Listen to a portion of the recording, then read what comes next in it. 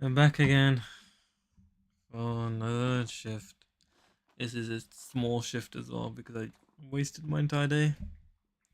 Let's start off with the question chat. A 60-year-old female with type 2 history of type 2 diabetes, 34 CRCL, her HbA1c remains above the target according to the latest guidelines, which is the most appropriate next. She's got metformin and DAPA already. Um, Metformin DAPA, and she's got a very high HbA1c. Would you continue DAPA and add sitagliptin? Continue DAPA, add sitagliptin, or the different strengths. Discontinue DAPA. Increase metformin dose to 1 gram BD.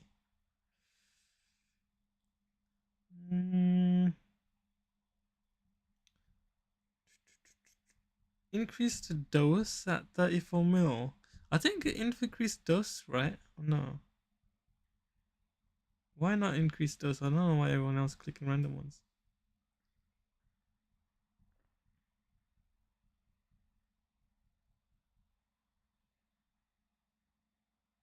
Everyone's clicking add that sitagliptin. Sorry, this is like a live poll. So I'm kind of sitagliptin 50. Increase the dose. Can you not go at a higher dose metformin at metformin high dose? Also, my right forearm is killing me, man. Metformin high dose. Metformin 1 gram. One metformin BNF. My forearm is killing me. Tendonitis, I think, or something. Mouse arm, apparently, typically caused by repetitive strain. Study. Fatigue, forearm. Man, my arm.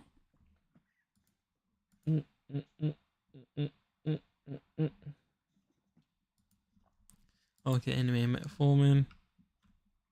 Renal impairment. I think it's at 30 you reduce it.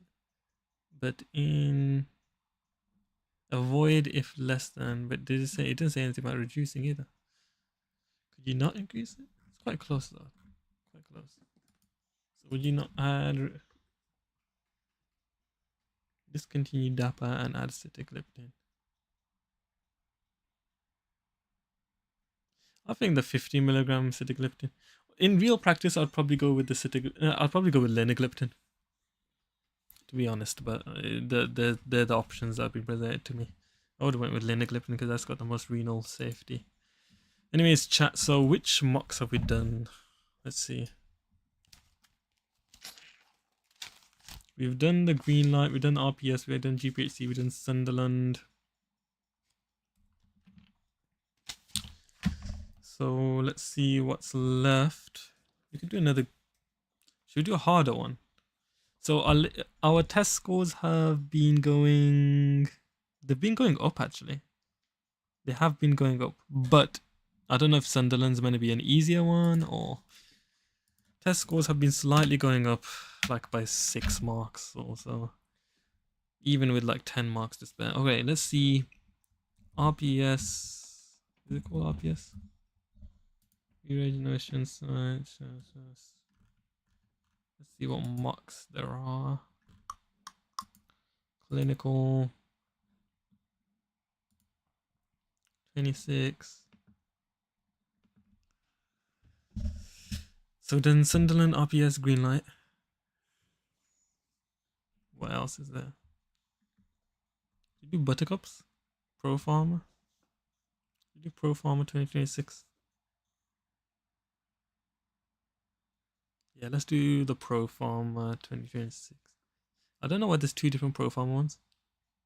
There's Portsmouth Pioneer. Pre-reg shortcuts. Oh man, my arm. Let's go with Pro Farmer.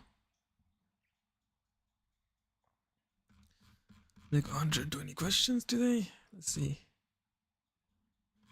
Yeah, they got 120 questions. Okay, that's gonna be so fun. Yay.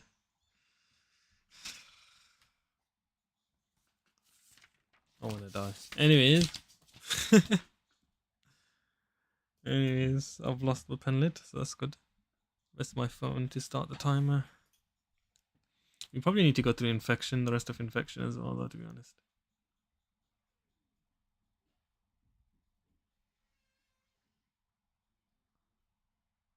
Oh man, my arm, bro. Oh my gosh. Ah.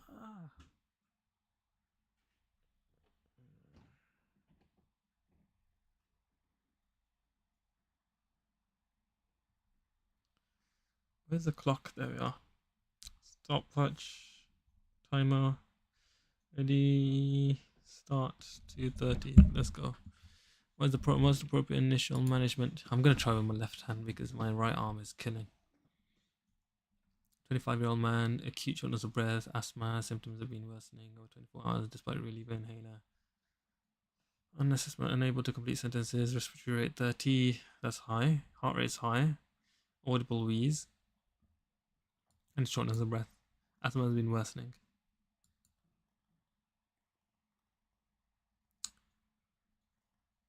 Asthma's been worsening that bad that he's got.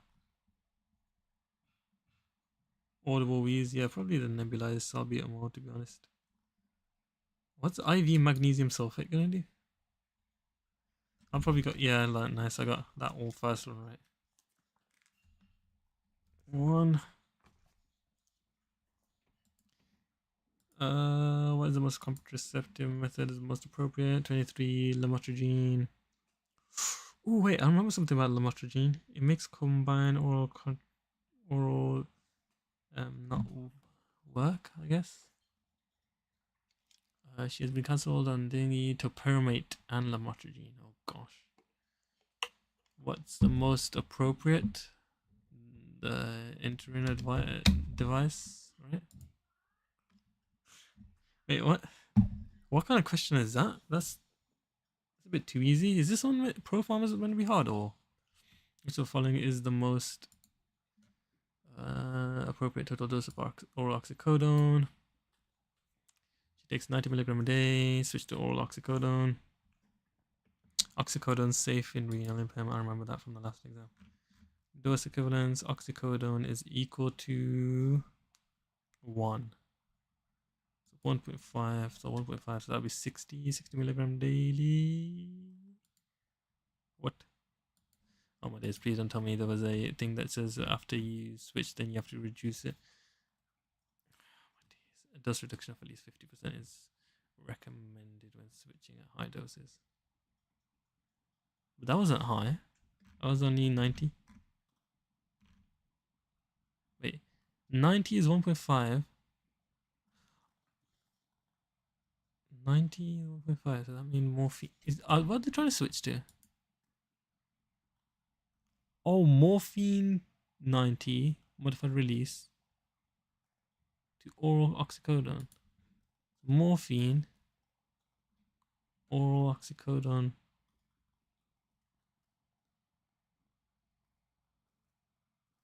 Would be,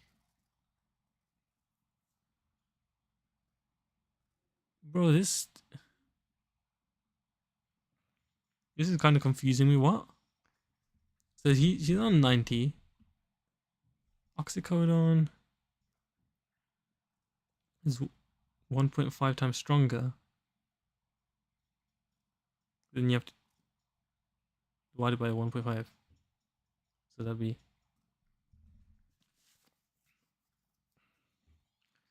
3 over 2.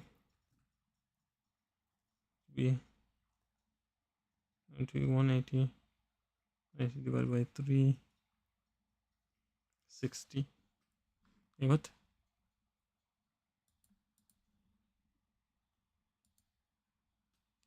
Oh man, I don't realize, I don't understand how they've got this answer. Am I just dumb or something, or how have they got the answer? 1.5, so 60. Answer 60. And switching opioids is often reduced by 25 to 50 to improve to allow for incomplete cross tolerance. However, if the action asks for the most appropriate based on the conversion table.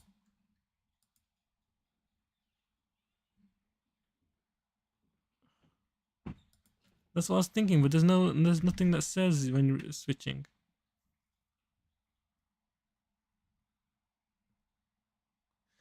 I'll just mark it as wrong, but I think it's right though.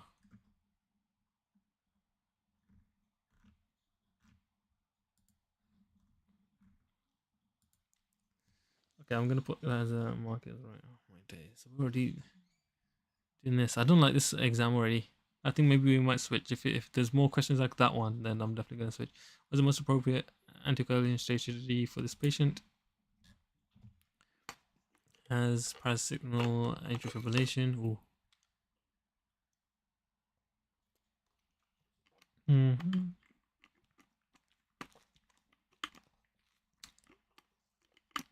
There's no medicines and no comorbidities.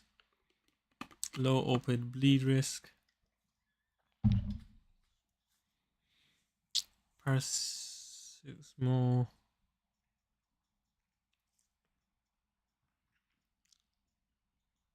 Low orbit bleed risk.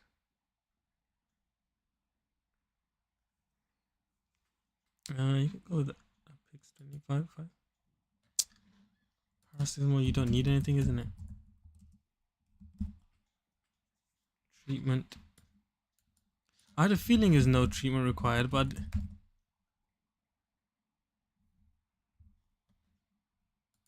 people with paracetamol have higher risk of stroke. Doctors assess this risk by using the CHADVAS score. You didn't give me the CHADVAS score, you give me a bleed risk score? Wait. Yeah, orbit is bleed risk, isn't it? Was that bleed risk you gave me? You gave me CHADVAS score. Yeah, orbit bleed risk. Oh my days.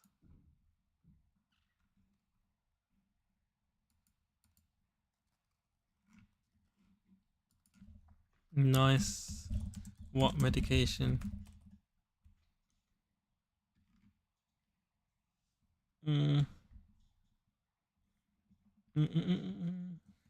Nice. Recommends evaluating thingy. If treatment is needed. How to... Okay. I'm gonna ask the ChatGPT about this one as well.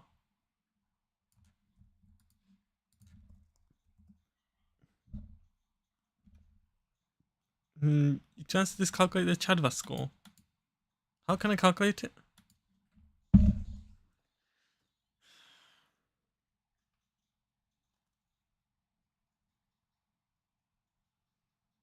Do I need to remember all that?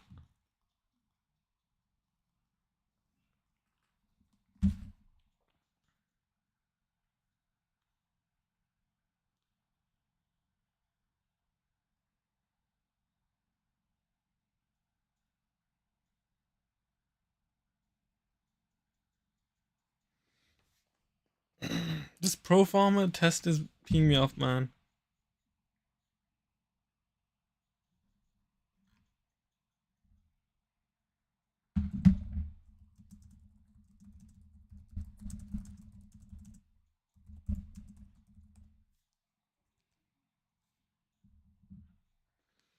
You should know the principles of stroke risk assessment, including the CHADVASC and the fact. CHADVASC is congestive heart failure, age. Okay, I'm gonna have to just remember it now and then. Okay, CHADVASC. I'm just gonna memorize it now, chat, because otherwise I'm never gonna memorize this.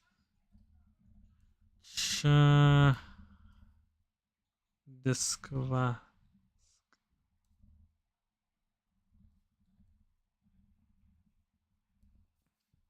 So congestive heart failure, hypertension, age.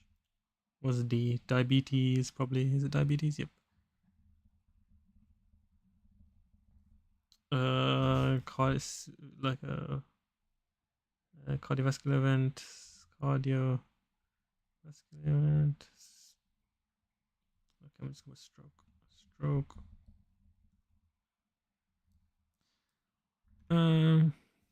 V is vascular disease. So CVD.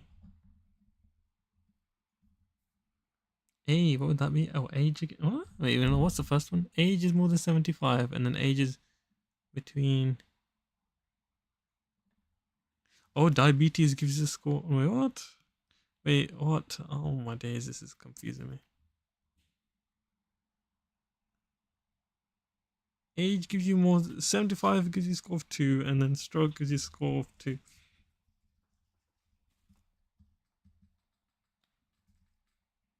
Oh my days. Age 65 to 74. More than 75. And then the last one is sex. Category. Female. It gives you a score of 1. So the biggest risk factors are if your age is more than 75, you get a score of 2 for that, and if you've had a previous stroke or TIA, VT,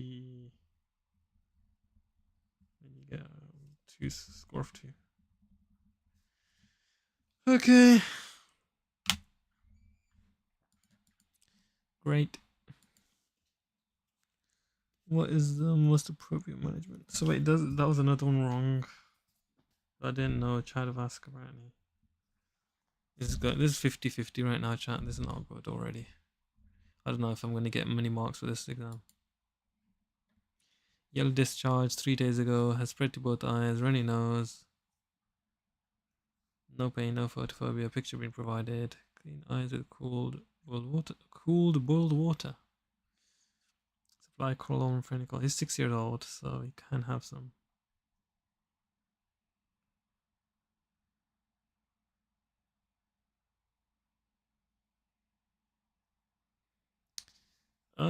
There's ointment as well. Ointment or eye drops.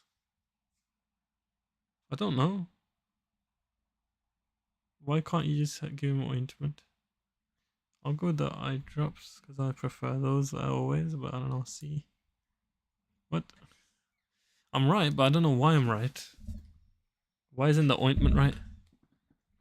Come on, man. I'm having to ask ChatGPT every single one.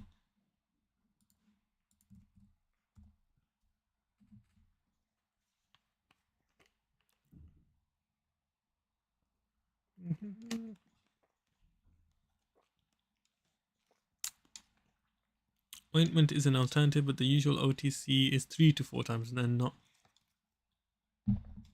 a preferred answer when the standard drops regimen is preferred. Okay. Whatever, man. What's the most appropriate maximum loading dose? I have to look at SPC. I don't know if I want to do this exam, chat. This is gonna be gruesome. Gruesome? What's the word? I don't know. The one where you have to like go through all of them. This is actually pay take 80 kilogram.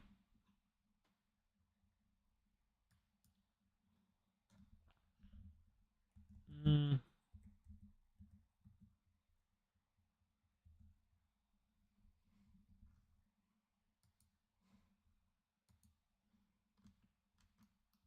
Mm-hmm.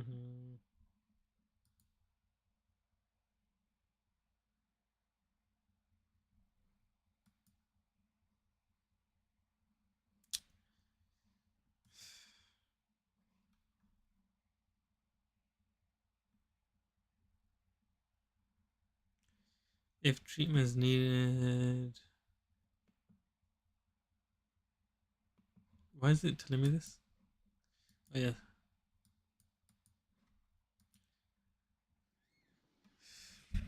$80 kilogram. Let's see, vancomycin. Oh my gosh, I'm getting a headache. Why am I randomly getting a headache? What the heck? Okay, it's gone now. What the hell is that? New score is 7. Isn't it over 3? It's a concern.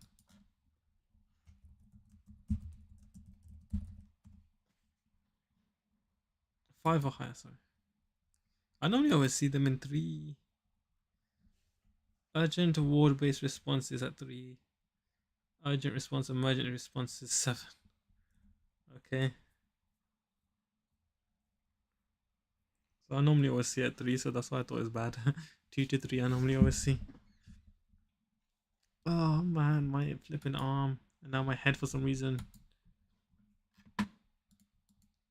I just don't think anything wants me to study or something. 80 kilogram, new score 55, EGFR.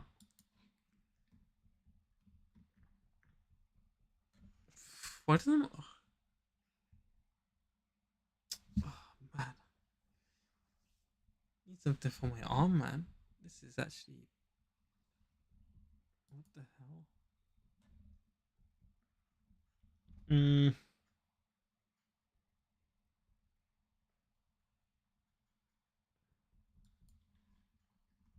Let's look in pathology. I don't know why I'm taking so long. I've literally taken longer than I'm supposed to, like by 5 times probably. I'm supposed to be doing this fast.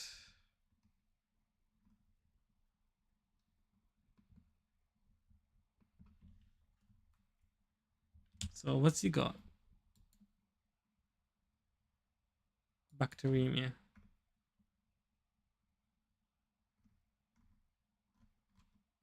He basically got sepsis, isn't it?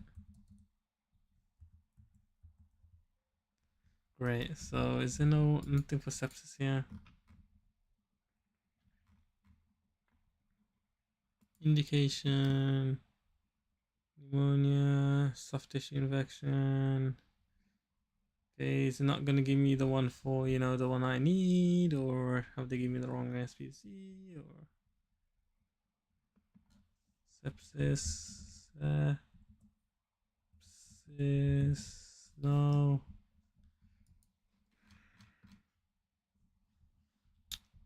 This is actually torture, especially with my arm. I'm doing this all with my left hand, by the way.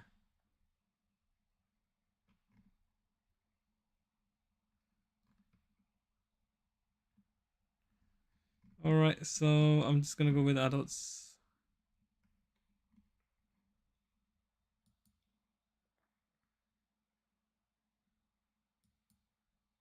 EGFR 55.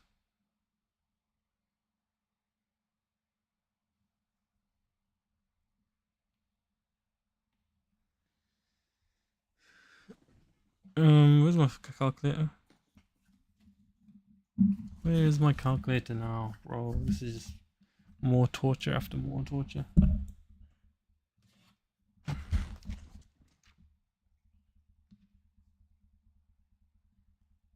In the critical ill patient with renal insufficiency. Does that count as renal insufficiency at 55? He's got CKD stage 3, I think that is.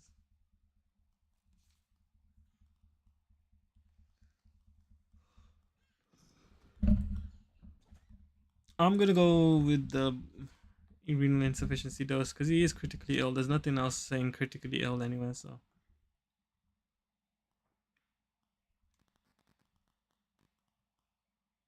Mm-hmm.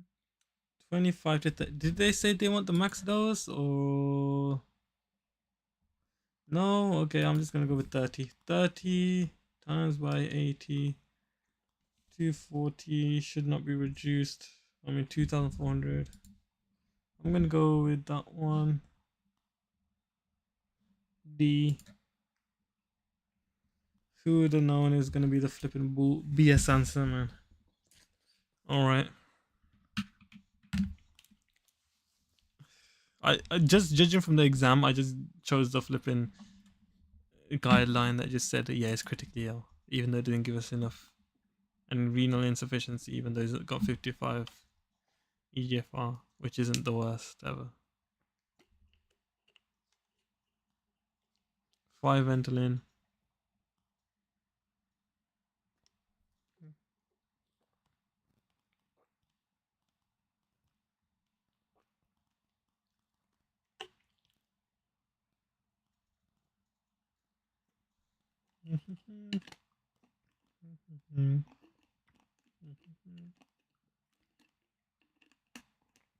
Additional information must be included to complete the legal record.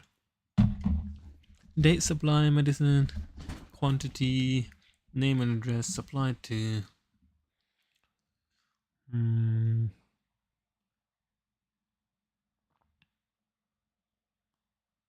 Is it? What is this for? From a primary school. Yeah, purpose for which it's supplied. E.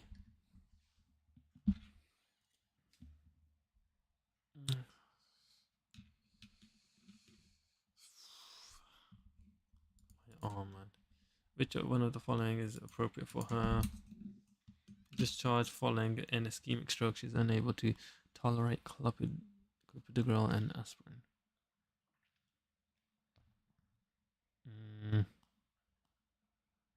She's unable to tolerate it. Then why are they giving that as an option? Interesting.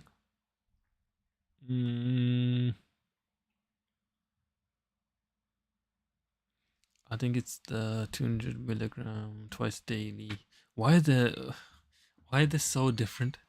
If it's dipyrimidol 80 milligram, it's B.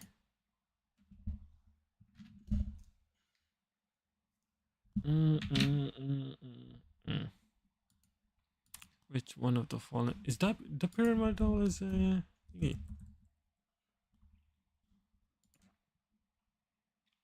It's antiplatelet. Why don't they give the prasugrel or other?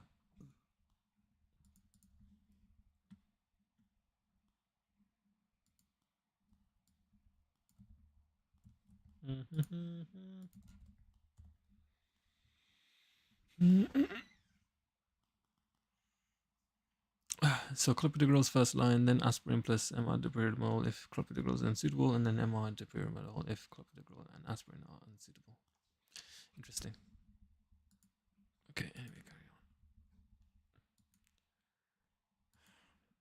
carry on.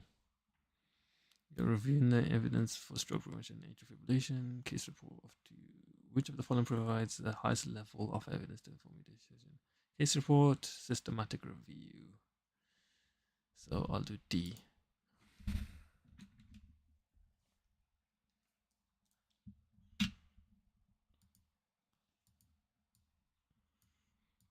Then which of the following is pharmacological treatment? AK harm has influenza, not immunocompromised, weighs 85. SMPC again. Is there an exam without making you having to look through all of these constantly every 5 seconds? Looking through guidelines. It's just the worst. I just don't want to do it.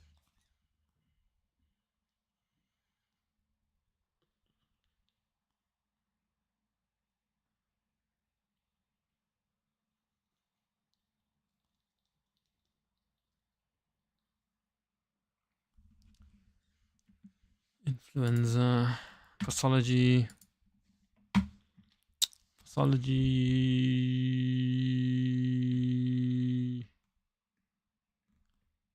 What is this?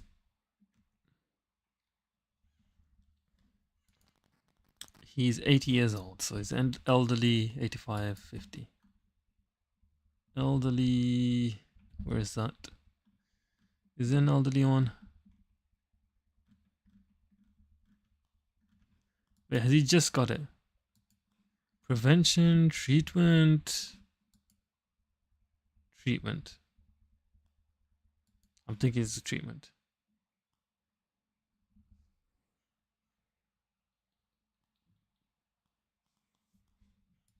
50 creatinine clearance.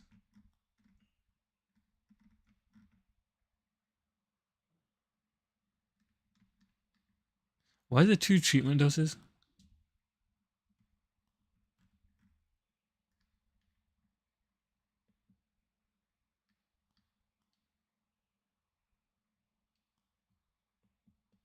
It's for infants. Treatment of influenza.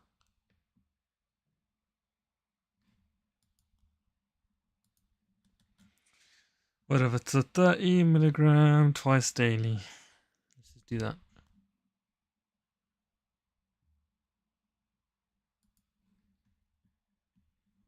And it's for 5 days, isn't it? I think I saw 5 days somewhere.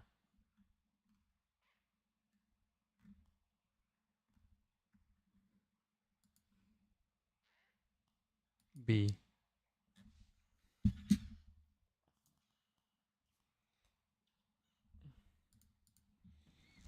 Testing for which of the following should be considered before prescribing clopidogrel in this patient. TI and clopidogrel is being considered CYP2D6B. What? Oh, 2C19. What's CYP2D6 again? That's the codeine one, isn't it?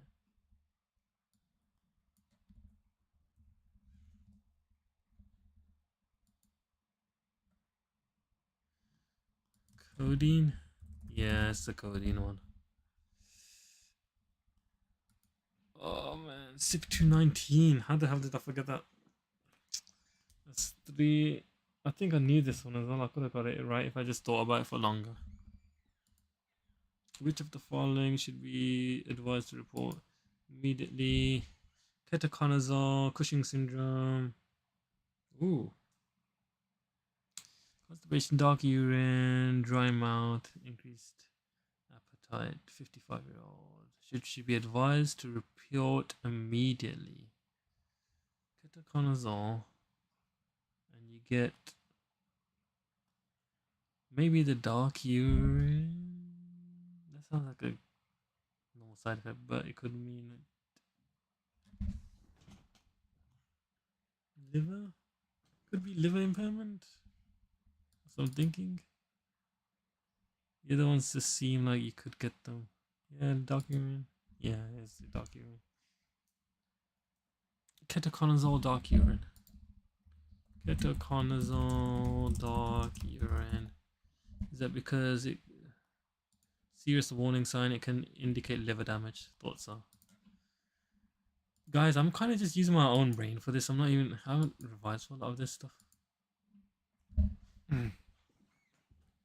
What is the most appropriate next pharmacological step? Reliever, night waking, good tolerance, good technique and adherence, not tolerance. He's using his Fobumix easy hail. One dose, it's asthma as well. 1 dose twice daily. So he's already on MART, but he's still using his reliever. Wait, this Fobumix even using his reliever 2 to 4 times per week with night waking. Why is he using a night? I think increase it in it. Switch to MART regimen.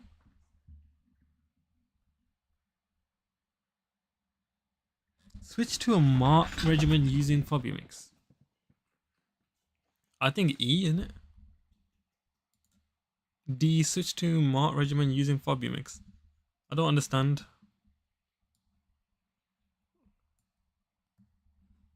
I don't know what Fobumix is, that's probably why.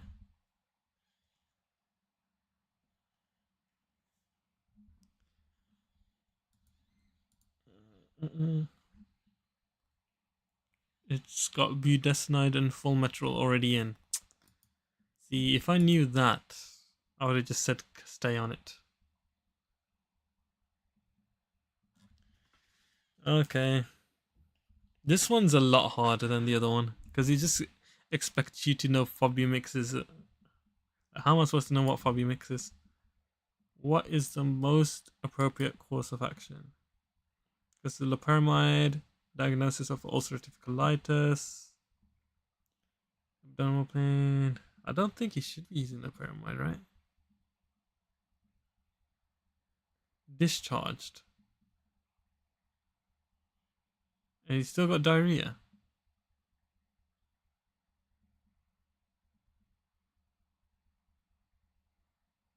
Why isn't the contact his IBD team again? He's still got diarrhea after the acute thing.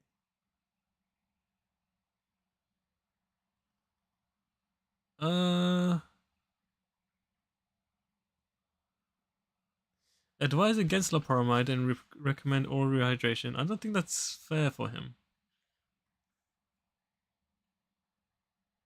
But if he's got bloody diarrhea, it's just normal diarrhea, isn't it? Maybe advise him to contact just because I don't know what would be good for him. I don't know why I would. Probably just because.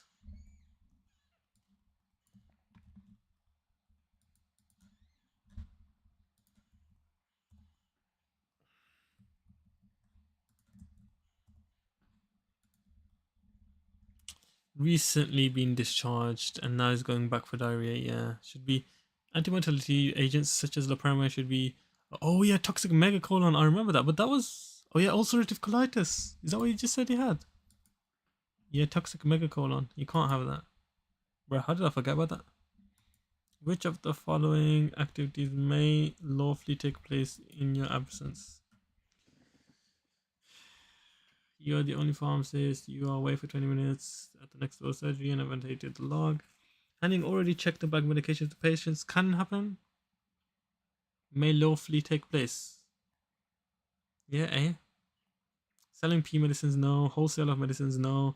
Supply under PGD, no. It's literally handing. Eh? 11 to 4, that's not a good score to be honest. Because a lot of this is quite hard though. What is the following best course of action? Chickenpox with loss of appetite. Ooh, loss of appetite.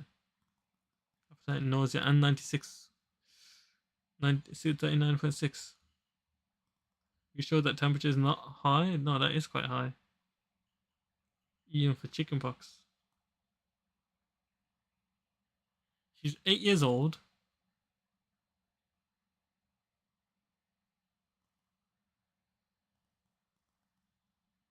I swear like 3 to 4 get 240 in it or something like that. I think she needs a higher dose 375. Was not 375.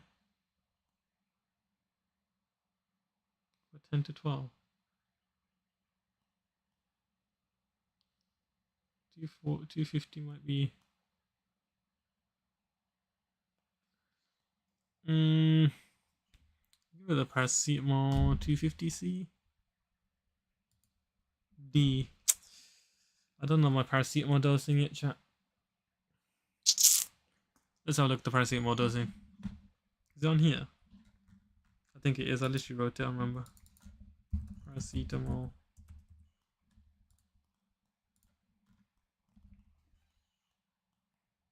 Four to 5, 6 to 7. 8 to 9 is 375. 10 to 11 is 480 to 500. Oh, because I forgot that 16 to 17 can have 1 gram. Yeah, I forgot the max.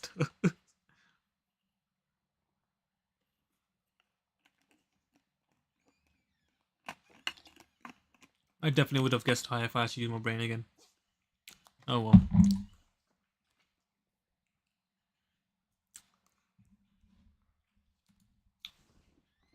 What's the most appropriate immediate action? Type 2 diabetes, 2-day fever of 38.8, flank pain and fatigue. Flank pain. Primary care for his wife.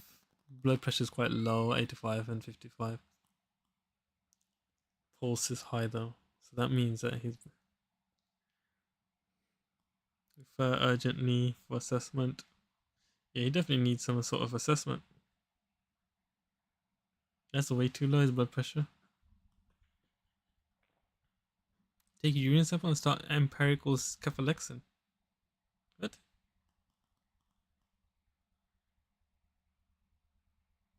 No, refer. 12.5. Not a good score. What action is the most important at the time of dispensing? Twice daily for epilepsy 4 years. He is stable with a specialist review in 3 months. Advise him to stop if planning children. No. Advise effective contraception for himself and human partners. Wait, what? Discuss. Wait, what action is the most appropriate? You know, what's the most important at the time dispensing? Discuss switching with the prescriber for supply. Why? Refer for review by 2 specialists. Has he only had 1 specialist?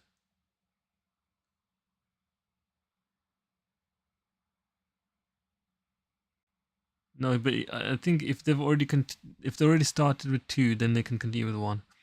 Supply without further discussion as he's stable.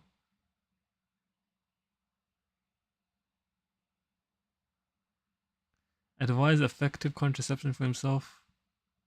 Yeah, I'll probably do that one, innit?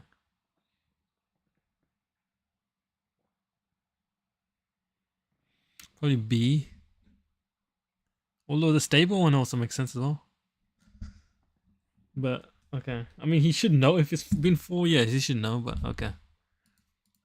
2019, I mean, 19 was the most appropriate treatment option. Rash between toes.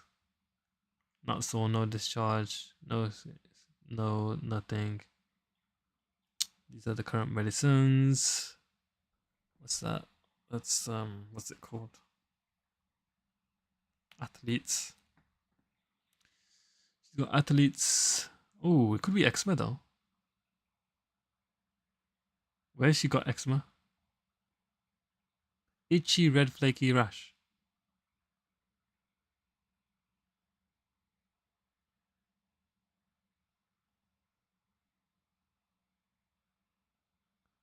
She's already on like. You already got the ointment. I'd say refer. Cause she's already on ointment that's strong ointment. Where's that meconazole? It has no other further.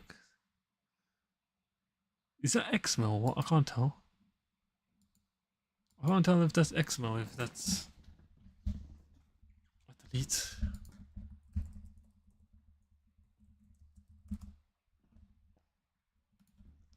The athletes or not?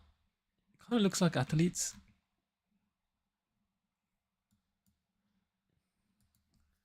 Do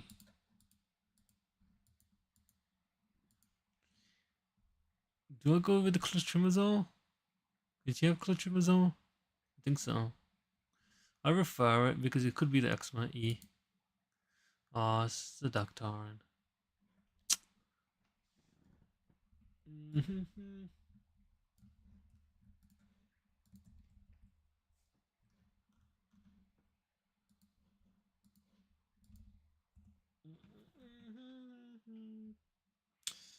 Is with athlete's foot, yeah. Wait, did you say worse after longer shifts? Can I not read again, please, and tell me I missed something like that? Worse after long shifts. That's got to be the flipping athlete's foot. Then I just didn't think of that.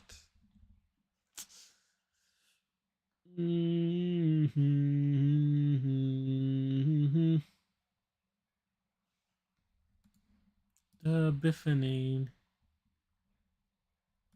That's not even an option. What? No, these options.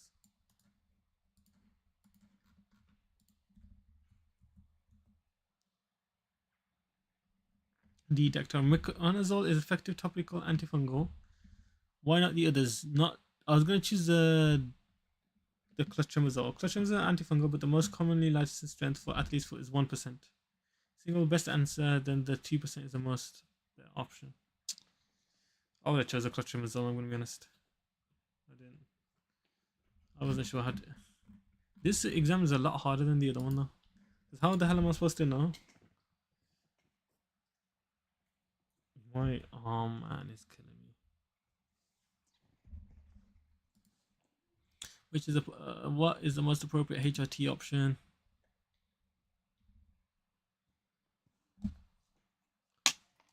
Intake uterus. Da, da, da.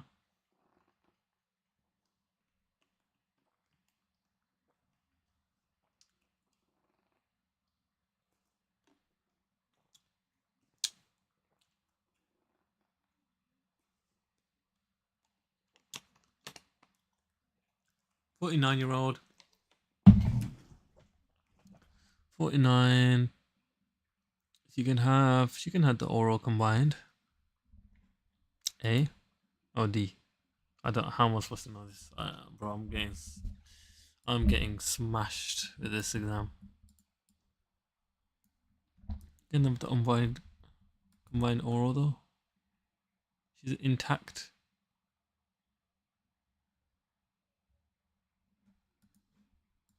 How am I supposed to know?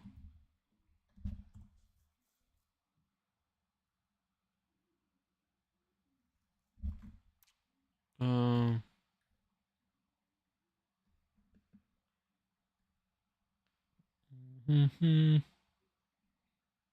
Oh, the Mariner already applies progesterone. I didn't know what the Mariner was. She does not need additional systemic.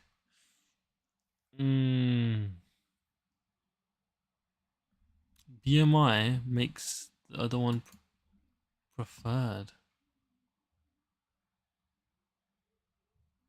I'm getting mogged, chat.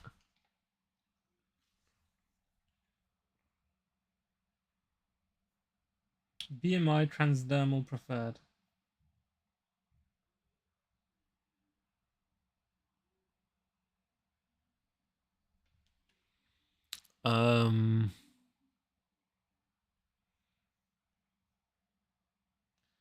Fabumix, Mariner.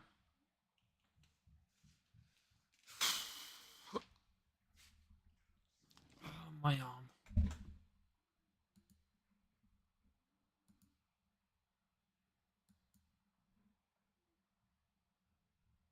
Bro, my arm, man.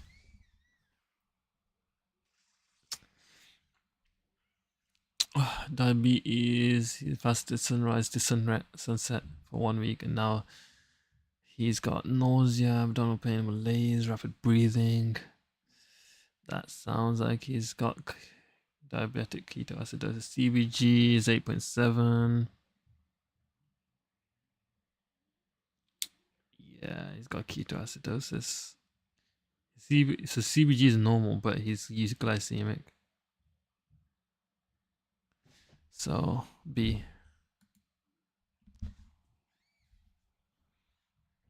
Four. Parkinson's disease, admitted vomiting, given metoclopramide with worsened rigidity, bradykinesia. Rigidity. I mean, this is cocarodopa or something was stopped or something. He's on metoclopramide. You shouldn't even be You shouldn't even have metoclopramide while on cocarodopa, really. Stop metoclopramide. D.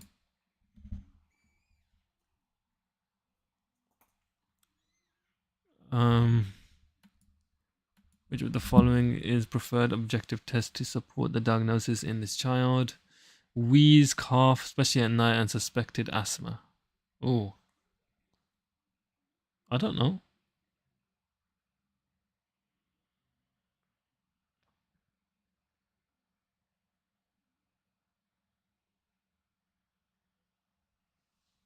Five-year-old child, not allergy, skin prick. Chest X-ray, not really. FENO. Spirometry with bronchodilator reversibility. Probably the FENO.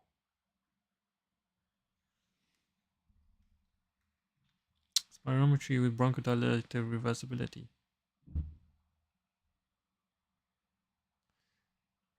No, FENO. Spirometry is good as well. I think. What's the bronchodilator reversibility mean?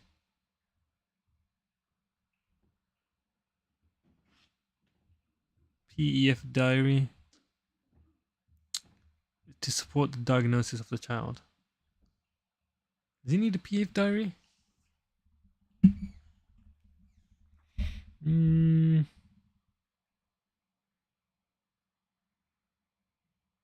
Maybe just C. FENO. I need to have a look through this with the answers on ChatGPT. I think I might have actually already done this exam. I think I was given this exam before. Okay, this is wrong. Spirometry is the preferred objective test. demonstrating airflow obstruction and reversibility after bronchodilator, provides objective evidence consistent with asthma. Why? Not the others. Allergy may identify but not diagnose. Chest X-ray not routinely used to diagnose. Can support the diagnosis by indicator is enough, but spirometry is first line in age 5 or over. Spirometry. Not reliable in young children.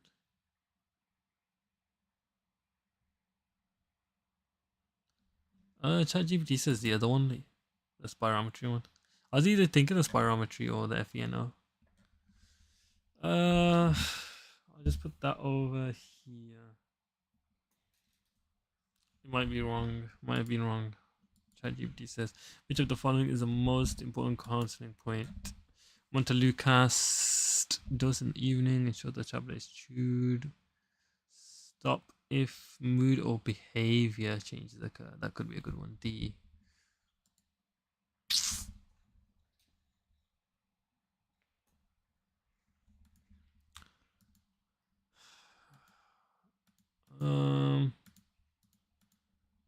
Sulfasalazine, 2 tablets twice a day for ulcerative colitis. Avoid sunlight. No, sore throat is a good one though as well. Sunlight as well. Take on an empty stomach. Should I go with sore throat? D probably.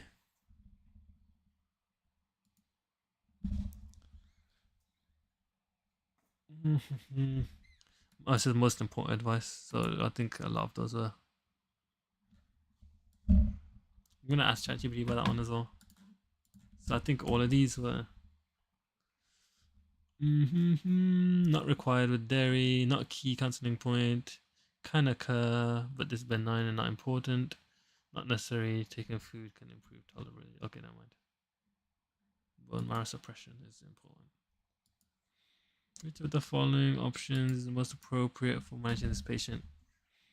Smokes 20 cigarettes a day, cravings within 5 minutes of waking up, and wants NRT. I wish I knew what that was. Nicotine replacement therapy? Is that what that is?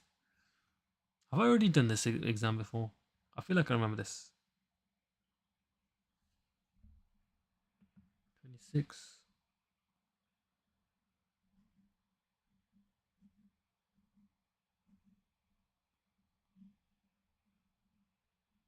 Whatever. My arm hurts. 20 cigarettes a day. With craving within 5 minutes of waking. So if it's within waking, then maybe the 24-hour one is better. Lozenges? No, I think it's a patch, but I don't know which one. Nasal spray? No, I think it's maybe B at night.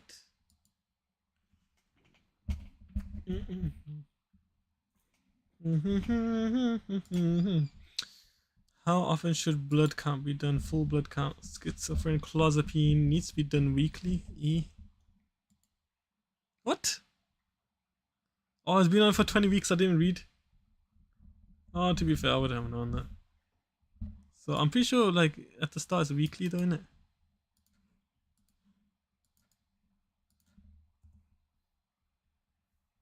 Monthly? ChatGPT is on a wild one. First 18 weeks intensive weekly, then 2 weekly. After 18 weeks, fortnightly. This patient has been on for 20 weeks.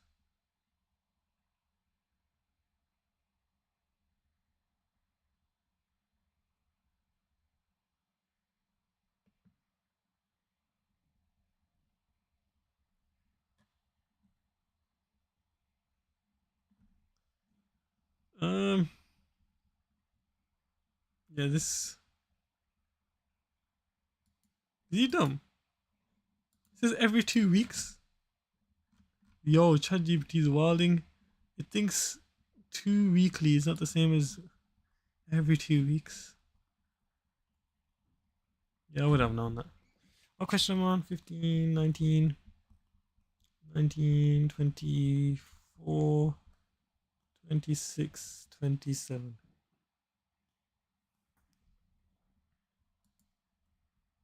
So after 20 weeks, so weekly clozapine to 20 weeks. I thought it was weekly forever. 20 weeks, then 2 weekly. And then, wait, what? 20 week up to 1 year. 1 year equals monthly.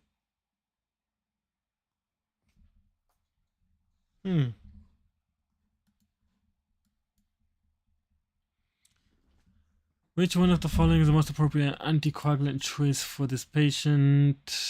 10 weeks pregnant, 92 kilogram, has normal renal function, no bleeding history, needs therapeutic anticoagulation.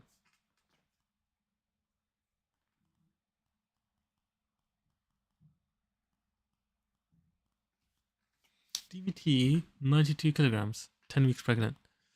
10 weeks pregnant, the only one really knocks a par in based on her weight, probably, innit? A.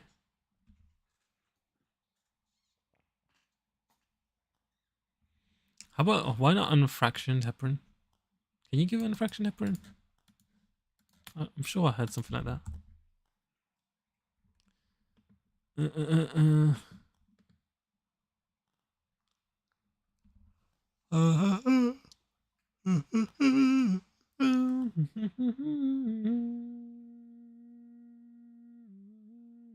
Unfractioned heparin reserved for special cases. I see. Warfarin tetragenic. Yeah, of course. I don't know why I even looked at the warfarin one.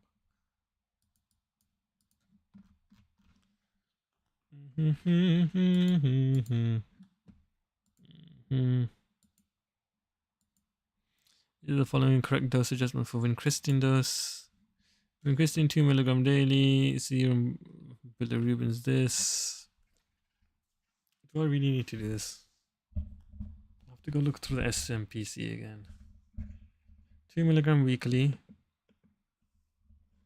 6 milligram per 1 milligram. 100 milligram.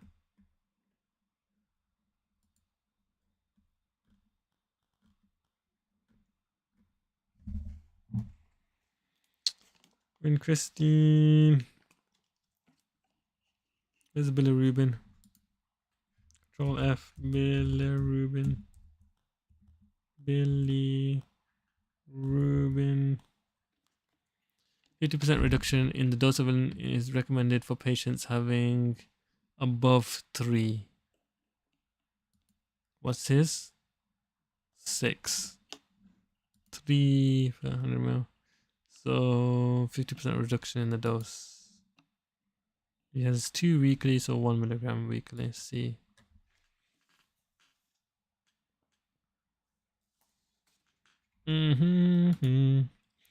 Most appropriate advice: Zolbide twice daily, occasional throbbing headaches since starting.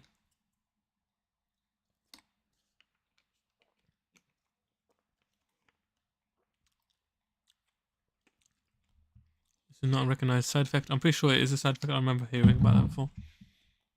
Stop immediate contact specialist. This is a common side effect that improves with continued use, though. Increase the dose to improve tolerance, reduce the dose and review. Routinely. Ooh, wait, isn't that like intracranial hypertension, hemorrhagic or something like that? I can't remember. Stop the immediately, B? No, it's C. This is a common side effect that improves with continued use. What was I thinking of?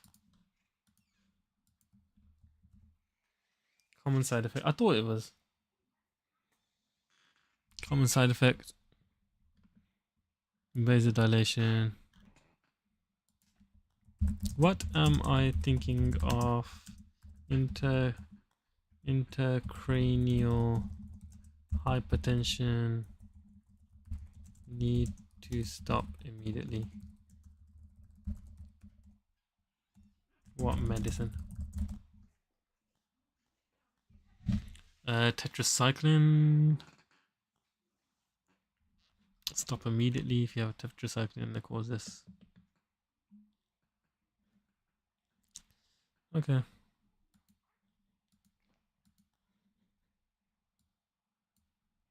The most appropriate first line antihypertensive, black or African origin, hypertension, and type 2 diabetes, metformin twice daily, and dapagliflozin. Has all of these. They want him to start on it. So he has type 2 diabetes. He's got potassium, sodium. It didn't tell us what other hypertension he has, but since he doesn't, then we can go with candesartan, right? B. Yeah. I'm sure that's no longer advice, though. Can I just search that?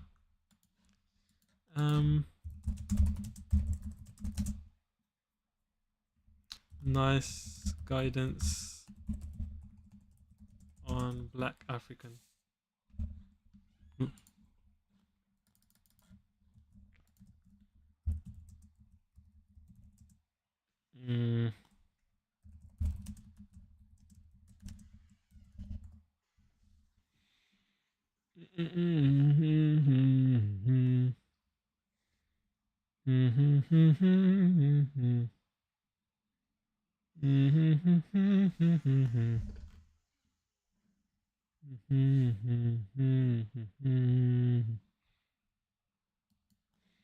All right, well, I got that right anyway. Type 2 diabetes 2 years ago, 10 routine review, 36 BMI, 112. MPAC was stopped 3 months ago due to recurrent UTIs. Unwilling to restart.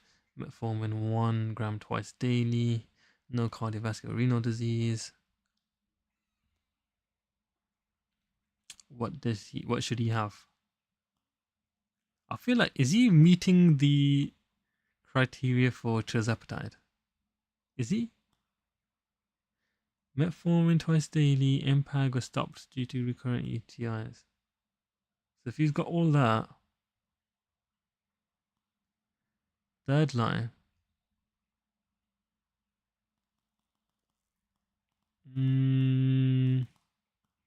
Alternative SGLT2, DPP4, EGFR is fine though, but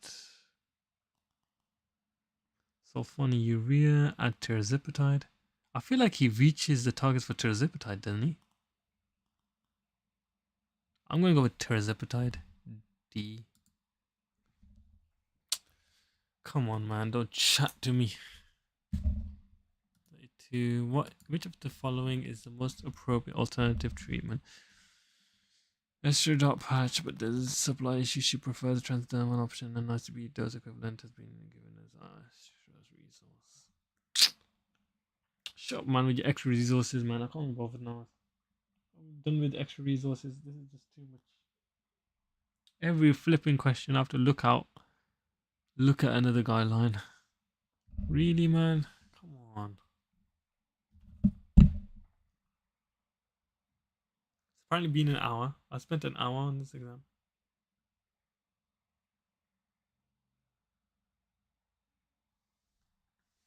How have I spent an hour? That doesn't make any sense. 120 questions? That means I spent almost double the time that I need to do. Supply issue, transdermal option, ICB, dose equivalent, external resource. She uses Estradot 50 mcg for 24 hours. Prefers a transdermal option.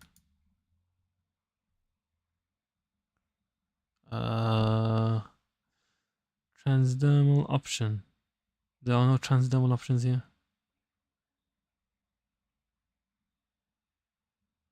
What?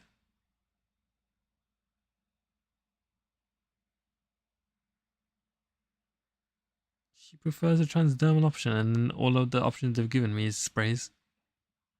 Do sprays count? No, not really.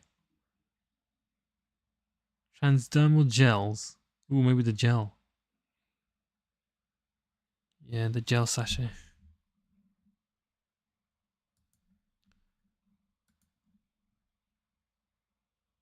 Yeah, we'll go with that one. E. D.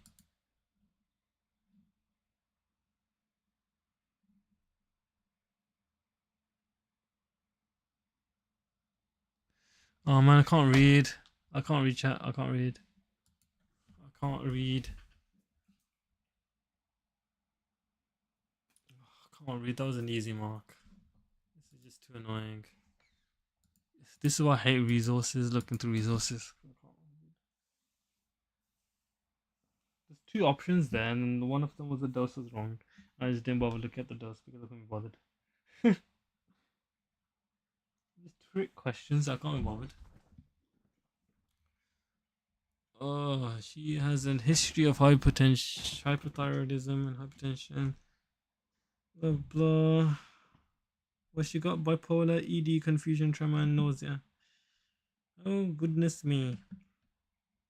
History of hypothyroidism. 3 times daily. The Zinapro interacts with it though. Doesn't it? I think it does. Continue lithium. No, that sounds like she's got some. She's got increased lithium. No. Low sodium. No.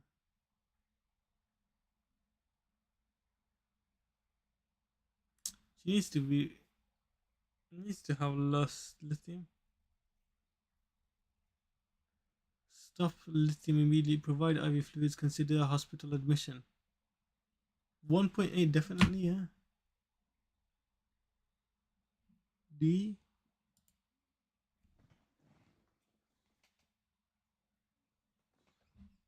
Five. The most appropriate advice. Vomiting, diarrhea, and she's struggling to keep fluids down. Indapamide, naproxen, naramprim.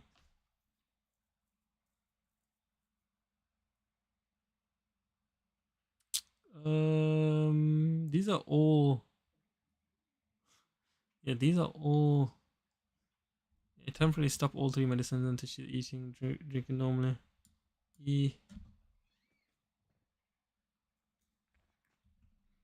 36. NSAID to prescribe. Paracetamol insufficient. NSAID, mild dyspepsia, no GI history. Hypertension on amlodipine 5 mg once daily with blood pressure of 140/90.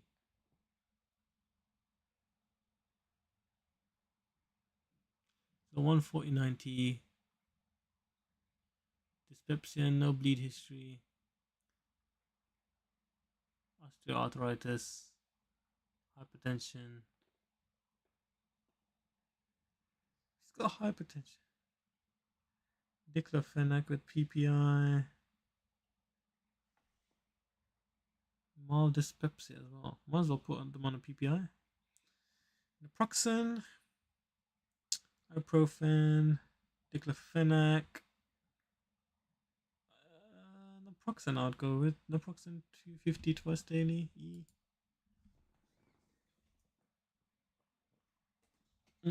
Mm-hmm.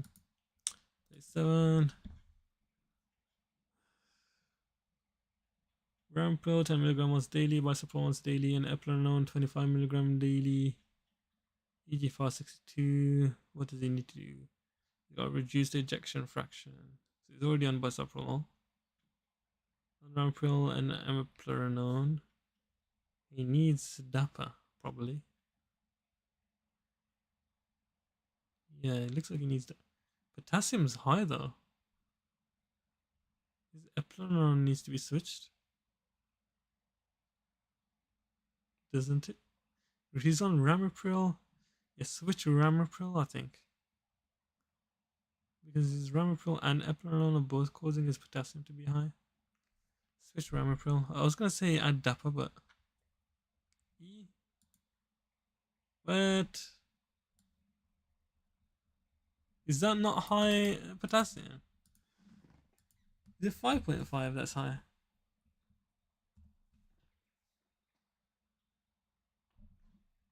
Mm-hmm. Approach is symptomatic despite ACE, but typically introduced after. Um, I thought switch ACE because potassium high and ACE contributing. It's not too high. 5.5 is high. 5.5 consider 5.5 usually. Okay, so I kind of got that wrong. Bro, I said Dapper first, but then I was like, ooh, let me be clever about it. No, just be normal.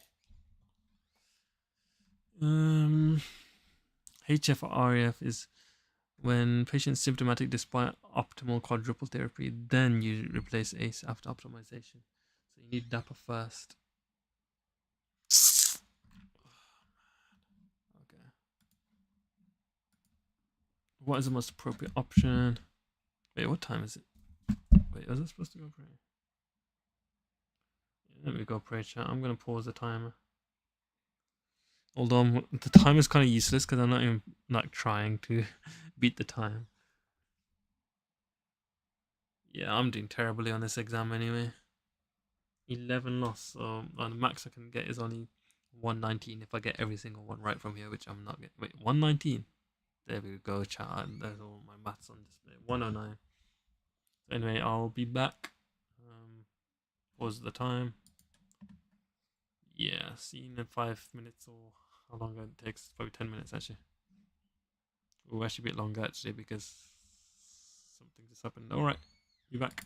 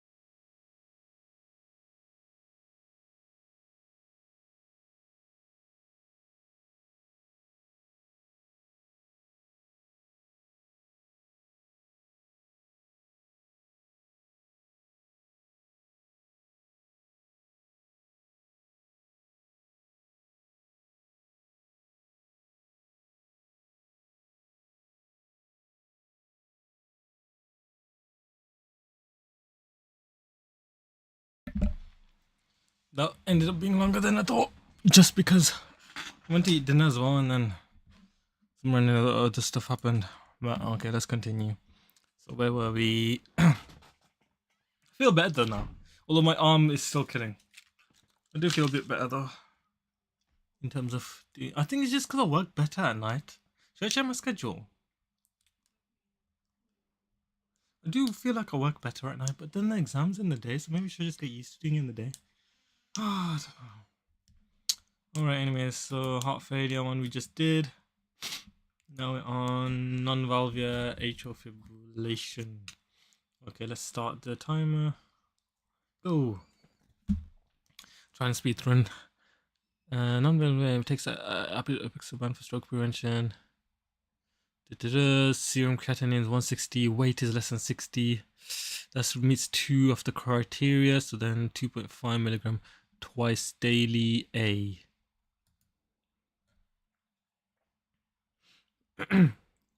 Is it 15 to 29 the reduced dosing? 15 to 29 apixaban. What do you do? I think you just reduce the dosing, right? Use with caution. 15 to 29. Reduce the dose. How about less than 15? Avoid if less than 15. Okay.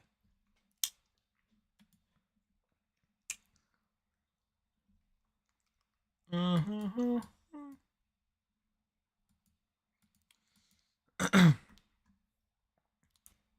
14-year-old girl, poorly controlled epilepsy, history of convulsive status epilepticus. So, relevant resource. What do we give them? You give them buccal midazolam normally. Let's see what the hell this is talking about. 14-year-old girl.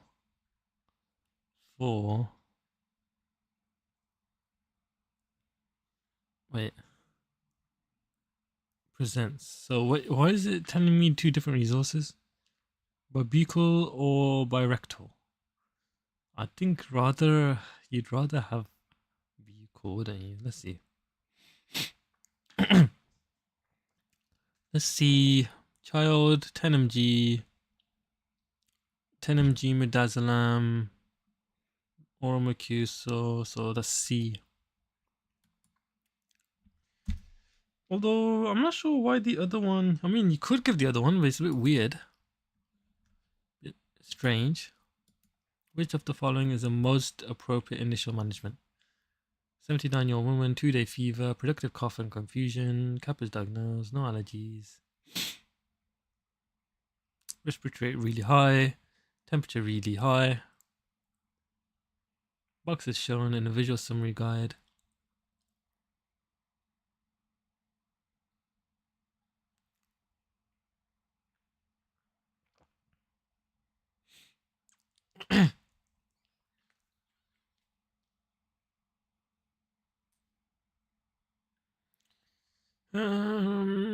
Hmm. 2-day fever, productive cough, CAP is diagnosed, no allergies. I'm not even...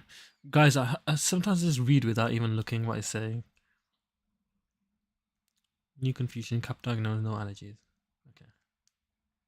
Visual summary guide.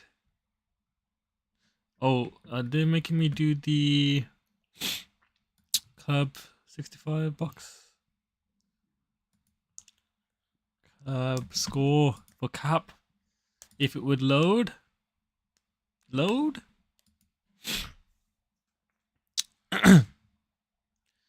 Risk of death. CAP 65, 1 point for each of confusion. She's got confusion, 1 point. Raised respiratory rate, yep, she's got that too. Low blood pressure. Less than 60 and less than 90, no. So she got 2. Age is more, so she got 3. Risk of death is 3 out of 4. So 4, what do you do? If this would load, or you could choose. I'm pretty sure it's comoxiclav anyway. If it is high. I think the wait, is she got penicillin allergy? No allergies. Should I just go with on a whim without even looking at the guidelines because I can't even see anything? I think first line is Amox. Second line is Comox. Let's just go with Amox because I can't. The guideline's not loading. Yo, guys, that's straight off the dome chat. No guideline, and I still okay. Now it loads. That's after I'm.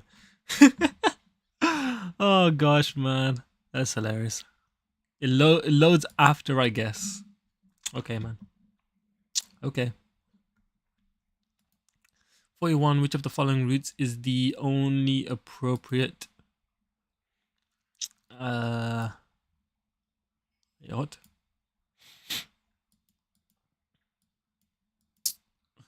Okay. Which of the following routes is the only appropriate route of administration of vinblastine? Only appropriate route. It's not intrathecal.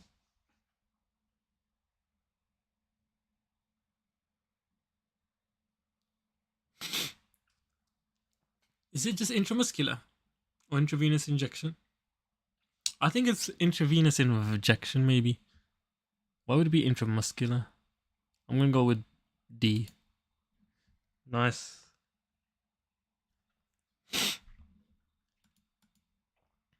Which of the following is the most appropriate and safest pharmacological action? Creatine clearance is less than 13 and she's on apixaban twice daily, and both the patient and clinician agree anticoagulation remains clinically necessary. I'd continue it then. Ooh, with warfarin. Isn't warfarin good? Could switch to warfarin. Switch to warfarin D.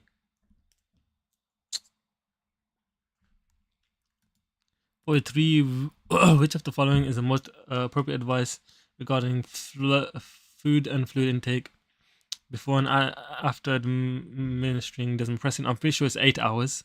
Avoid drinking fluids 1 hour before and 8 hours after taking it. So it's B. 2. 4. What is the most appropriate step in the management of dementia? 76-year-old woman with moderate Alzheimer's has been taken donepezil once daily, 4 months.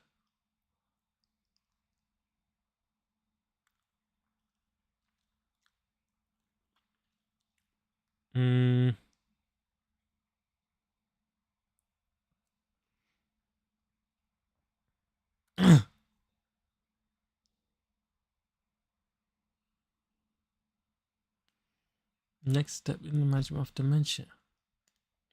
Alzheimer's donepezil.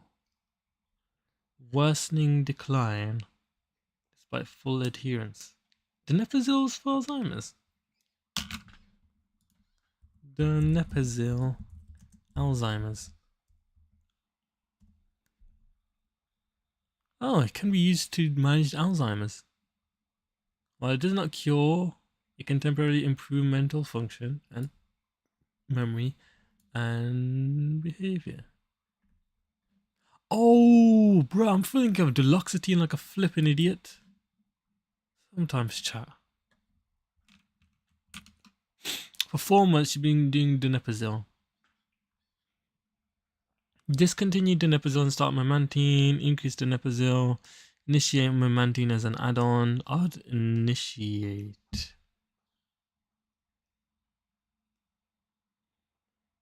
Memantine, right? As an add-on. D.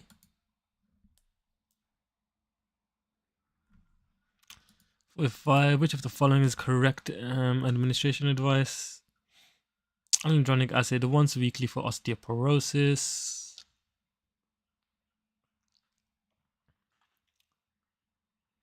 Once weekly alendronic acid. Take the tablet first thing in the morning. So C. Remain upright for at least 30 minutes. C. Okay, 46. Oh, that looks like she needs colchicine.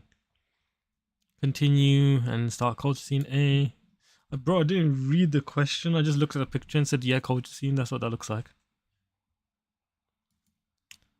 Which of the following most suitable for a holiday to South Africa? Ooh. Not pregnant, no OTC. Anti-malarial.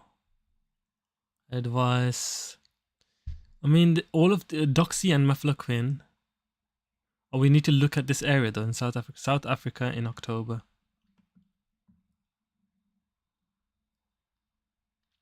Then do I have to... South Africa, Doxy won't be suitable though, isn't it? Because it's going to be too sunny. There's risk of malaria. Atovacone,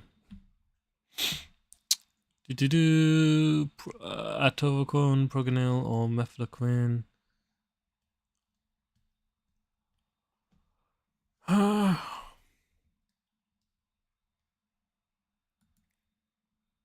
Wait, where is she going? Kruger National Park. Let me just make sure. I'm actually... There's a risk. This includes Kruger National Park. Okay. September to May only. September to May. Yeah, and you got in October. Moderate risk. Okay. I'm gonna say Mefloquine because the other option's not there. Doxy.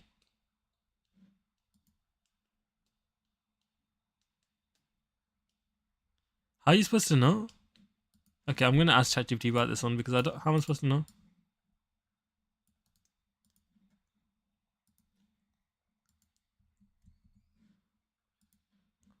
I'm gonna choose Doxy because it'll be sunny.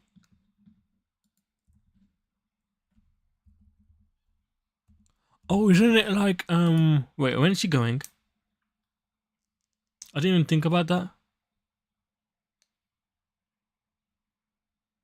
She's planning a 3-week visit. It doesn't say actually how long before it is or anything, so yeah, I don't know.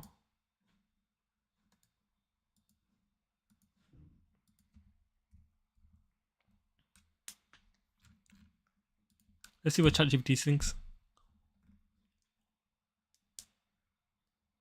Doxy.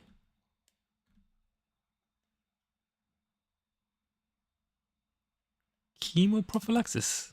What? We must be choose on her medications and safety. She's taken lamotrigine. Mefloquine is contraindicated in people with epilepsy. I did not know that, so...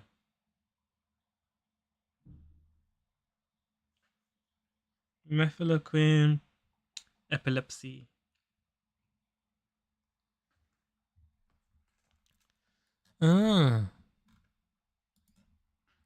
I thought Doxy, not Doxy, because photosensitivity. I don't know why I'm thinking my answer to ChatGPT, but you know, I'm gonna tell it.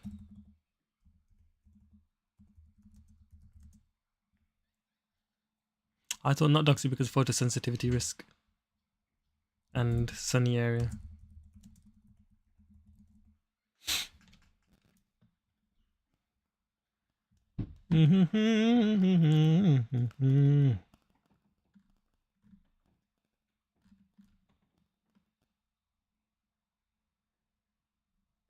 Chloroquine resistance in this area.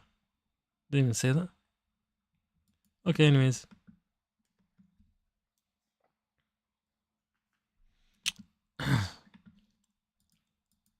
What is the most likely diagnosis? Red spots became painful. E45, circular motions. Facial rash of red itchy spots. That doesn't look like scabies. It looks a bit like acne. With a 6-month history of eczema. It also kind of looks like folliculitis.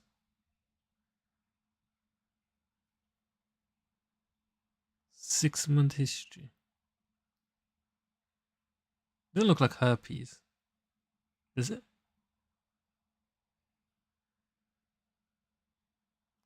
I'd say this looks more like folliculitis, but I don't know if that's the right answer. I'll choose acne because I don't know if anyone wants us to know what folliculitis looks like.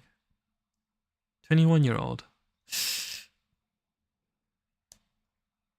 Not scary. Is it E? Just tinea, whatever that is, facia. Is this herpes? I'll go with herpes then. See? Bro, I thought it was folliculitis. They want us to know what that is. I was gonna choose folliculitis the most. We're supposed to know what that is. Okay.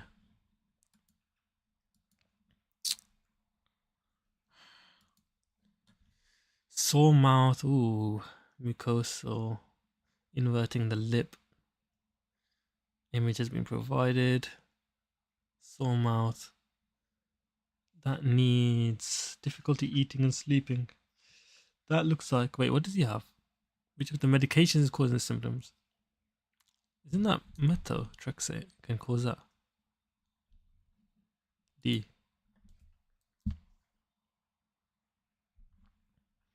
50. What is the likely cause of symptom?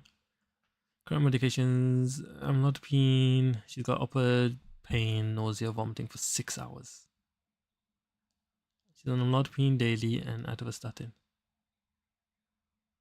Tirzepatide she started once weekly 4 weeks ago. Well, that's acute pancreatitis. So gosh, I didn't even look at the answer and I was starting to mark it right. Which is the most appropriate next step? Oh man, I have to look at the flipping SPC again. Receiving IV Vanc. IV Vanc 1 gram MRSA cellulitis. 30 minutes she develops intense pruritus, flushing out the face, with blood pressure dropping from 120 to 100.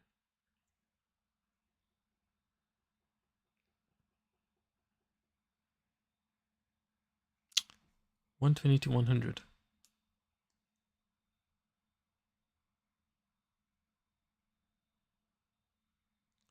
Guidance for IV vancomycin administration is provided as an external resource. Develops intense pruritus, flush out the face.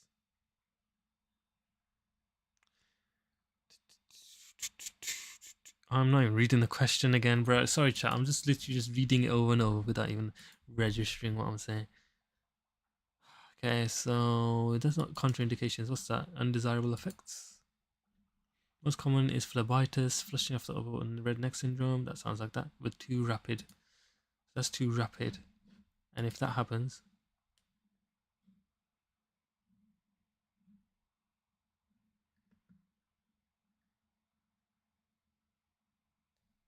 it doesn't say what you have to do.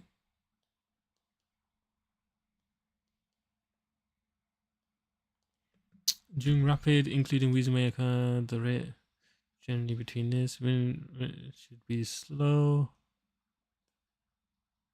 It didn't say what you have to do if it's too fast.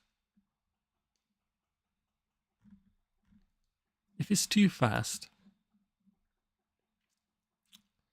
administer IV corticosteroids, continue the infusion at the same rate and give oral histamines. I've heard of that, something like that, but not at the same rate. Repeat the infusion without change and monitor vital status. Stop the infusion, then restart the infusion. Okay, that sounds right. D. Stop the infusion, give IV antihistamines. I knew I heard the IV antihistamines. 51. Which of the following is the most appropriate course of action? So what do you get anyway? You get pruritus and flush of the face. Okay. Q risk 14%. No history of CVD. LFTs are normal, so Q risk is high. Q risk is no. You offer atorvastatin 20 milligram once daily. C.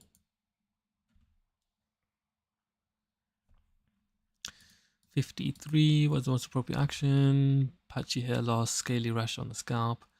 A photograph is available.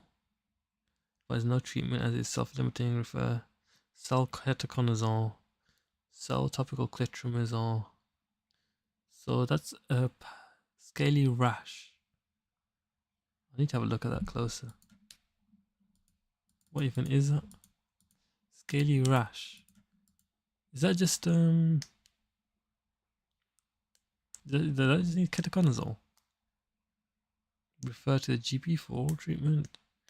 Advice of treatment self-limiting. I go with ketoconazole. I don't know why, but I'm gonna do that. C. Okay, now mind. You have to refer to for oral treatment. Yeah, I'm doing badly on this one, chat. What is the most appropriate management option? Wait, why do you have to? Wait, why do I have to refer to GP for this one?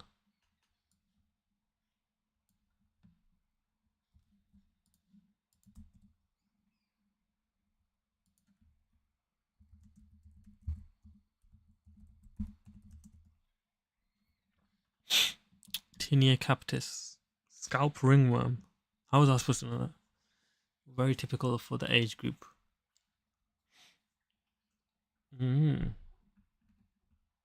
Because the fungus is inside the hair shaft and follicles, you need systemic treatment. Oh, Grisofulvin? That was the what's it called? What's it called? Scrap GPS is the inducers. Grisofulvin.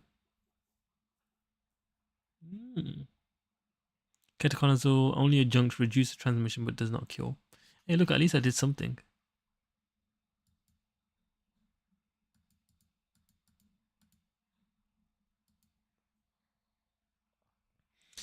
Appropriate action, onychomycosis, otherwise well.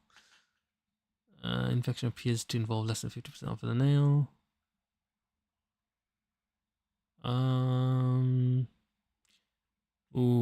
Celtabinafine cream, Amalferin 5% nail lacquer, up to 6 months, affecting 2 nails. Doesn't it have to do something if it affects more than 2 nails or something? 2 nails or more, you have to do something. Am I tripping? Was that if it's children or something like that? Once weekly for 12 months, once weekly for 6 months. I'll go with the 6 months one. A. B. So for onychomycosis,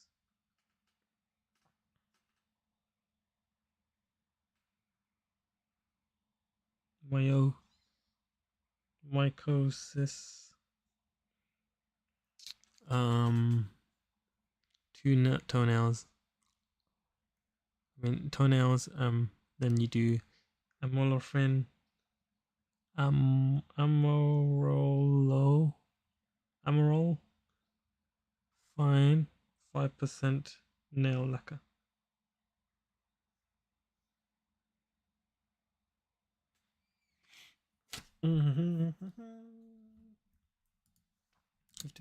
Which of the following is the most appropriate advice regarding his diabetes medication during this period?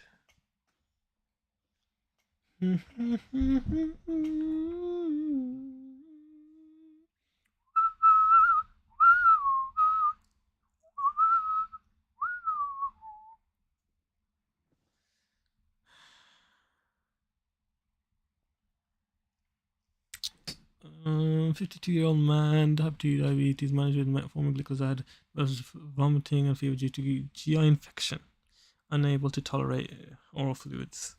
So your metformin, you gotta stop glucoside. Do you stop the glucoside? I don't think so, right? He keeps vomiting. Stop metformin temporarily and monitor blood glucose and ketones. Start additional sulfonylurea. What? No. I think it's the D, isn't it? You just stop metformin, the glycoside is fine. Which medicine is most likely to be causing her current symptoms? A woman takes citalopram, blah blah blah. She nausea, loss of appetite, visual disturbances, yellow halos. That's not a digoxin. B.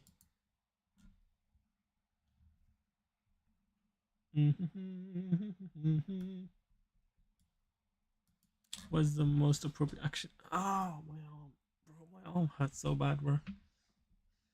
7-year-old child is brought to the community pharmacy with 2-day history of ear pain, PGD of otitis media, parts, child been targeted on assessment, child appears uncomfortable.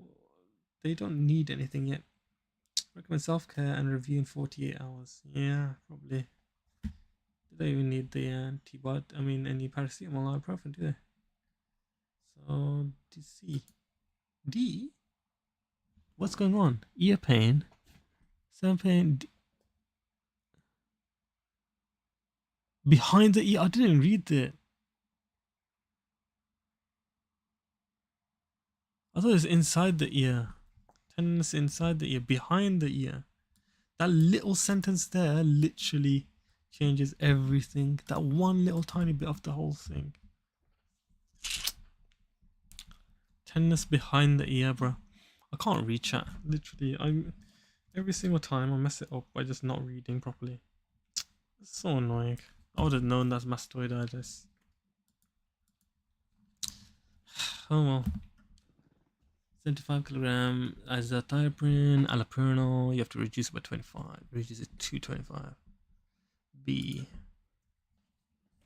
I didn't even bother reading it, but I just know what's gonna say. 59 was the most appropriate response. Heart failure, reduced ejection fraction, and SGLT2. Ooh, trial data.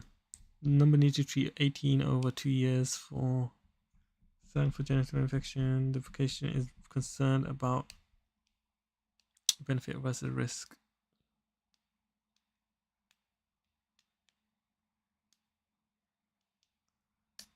Number needs to harm is 7 for genital infection.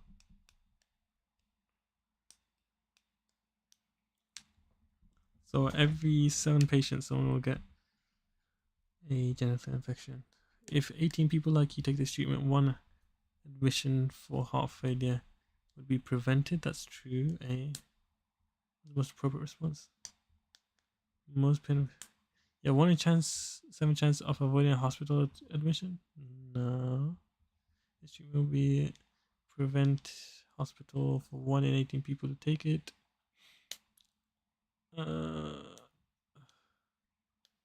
More people will have an adverse effect from this medication than those who benefit. Most people will benefit from this treatment. I think A. Come on. 60. What is the most appropriate next step in the management? A 60-year-old patient with stable angina is reviewed. She takes bisoprolol 5 mg once daily. NGT ends. Spray when required. Observations is this. Okay, I don't actually know. Wait, what is she? She need next step. Angina. Stable angina. For chest pain on an exertion. So you put a CCB and a beta blocker before adding thingy. So amlodipine A. I'm just too good, bruh. According to UK legislation, what is the maximum number of days supply of Zopiclone that can be made in emergency supply? 5 days? I mean, is it allowed? It can be short. The patient confirms regular use and immediate need. They can have regular use 5 days? Yeah.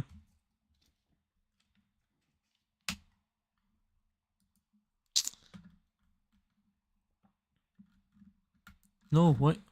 Why does it want? Why won't it let me scroll? Oh my days.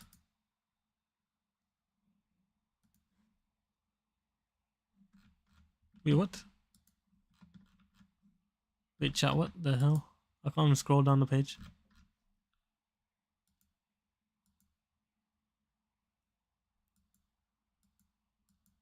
Wait. Themes? Section 1. Theme.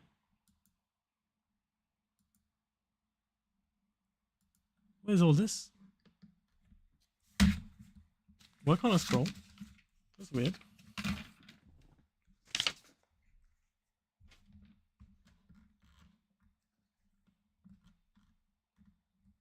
What? That's okay. I can use I can use my mouse, not my mouse, my keyboard. That's so weird.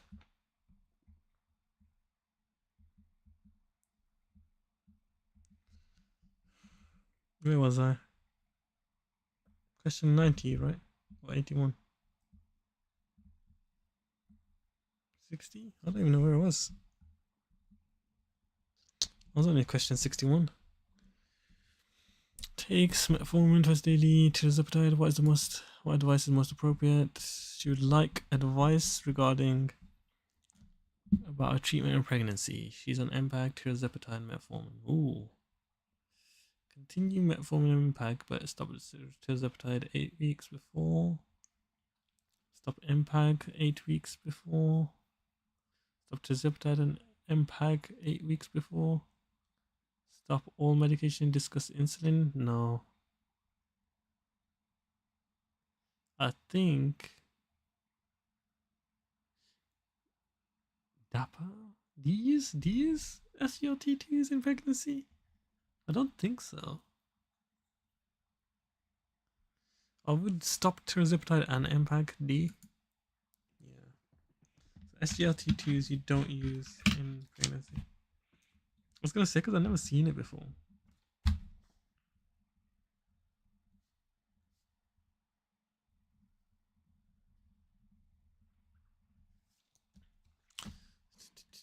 $63. What condition does this help prevent? Folic acid once. What does it help? Neurotube defects, I think. Folic acid. D. Yeah.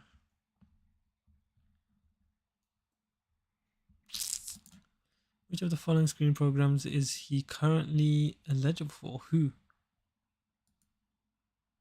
Oh. Cancer screening. I think you can do prostate screening using PSA testing probably. I've heard news about that though. Prostate D or A. Bowel. Oh, bowel cancer. I remember flipping posters for that. How the hell did I? Bowel cancer. Actually, would I have known that one? I'm gonna cross that known because I thought prostate as well. They could get. D60. What is the most appropriate advice? Presents with fever, sore throat, and general malaise. On examination.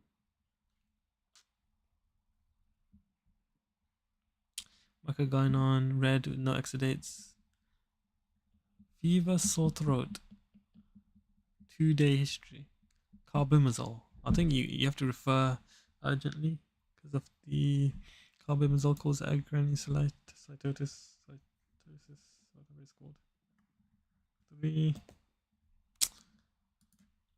What is the most appropriate record keeping? What is the most appropriate course of action regarding the disposal of these patches? To return several unused fentanyl patches. You just dispose of the whole patch in a CD denaturing kit. Remove the backing, fold the patch over on itself and place it into the CD denaturing kit. Restore the returned patches in the control drug. No. I actually don't know how to do patches. Did you just dispose the whole patch? I think you'd have to fold it over so you can actually denature. So D. To remove the backing, fold the patch over itself. I didn't even know that. That one there, some techers. Patch, fold before denature.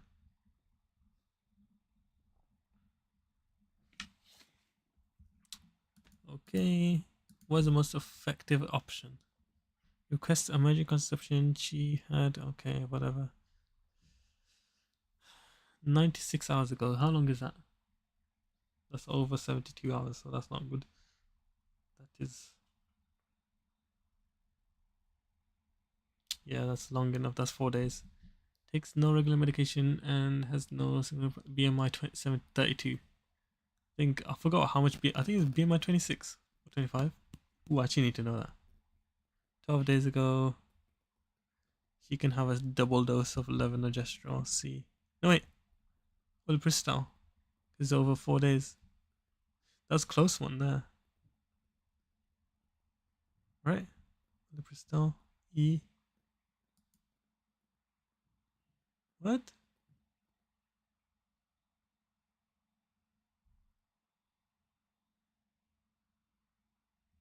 What? It's copper urine device. But I thought if she already had. Oh man. ChatGPT. Let's see why. 9 days. So that'd be the.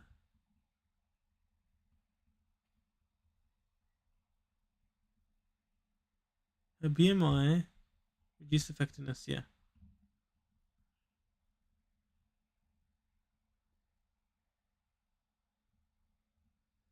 Less effective, effective up to 120 hours, but still less effective than copper IUD.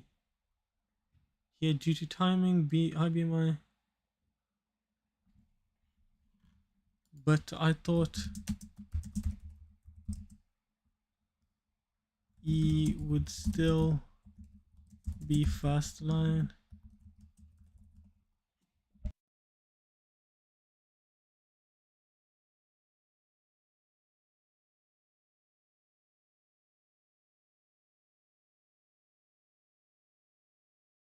Oh, the question just says which is the most effective option. The most effective. I didn't read the question, chat. Most effective is always.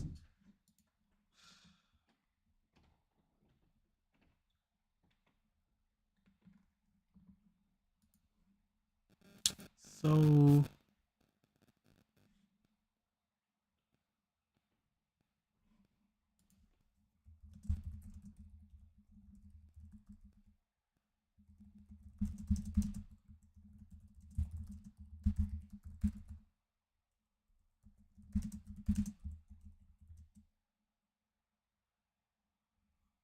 At what BMI? Double dose level. 26.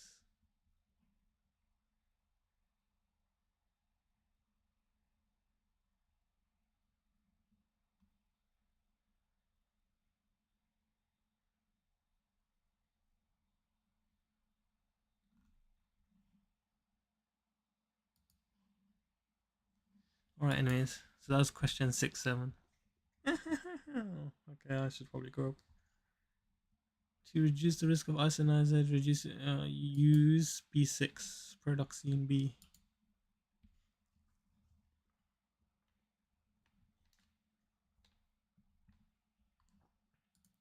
What is the most appropriate advice?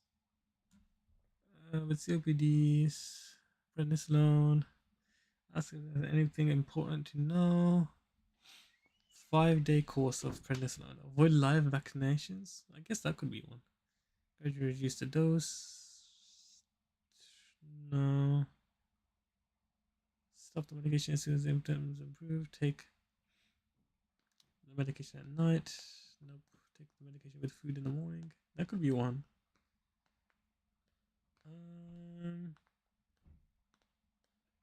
Is it taken on? I think it is taken with food. E, take it with food because it would. With live vaccinations, it needs to be longer course than that, right? But while taking it, I still would avoid it. It's a high dose though. Maybe take it with food.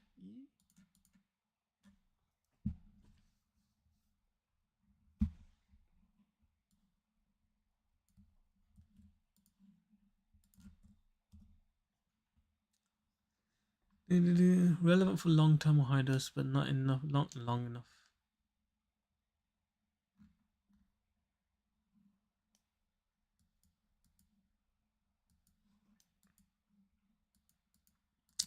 Which additional condition does the MMRV vaccine protect against?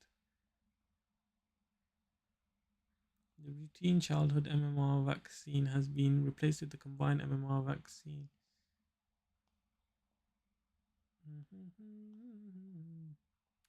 MMR.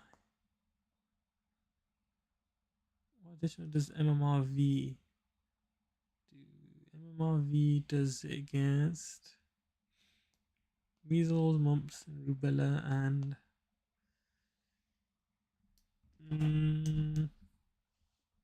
I don't know. Probably not influenza. Is it flu?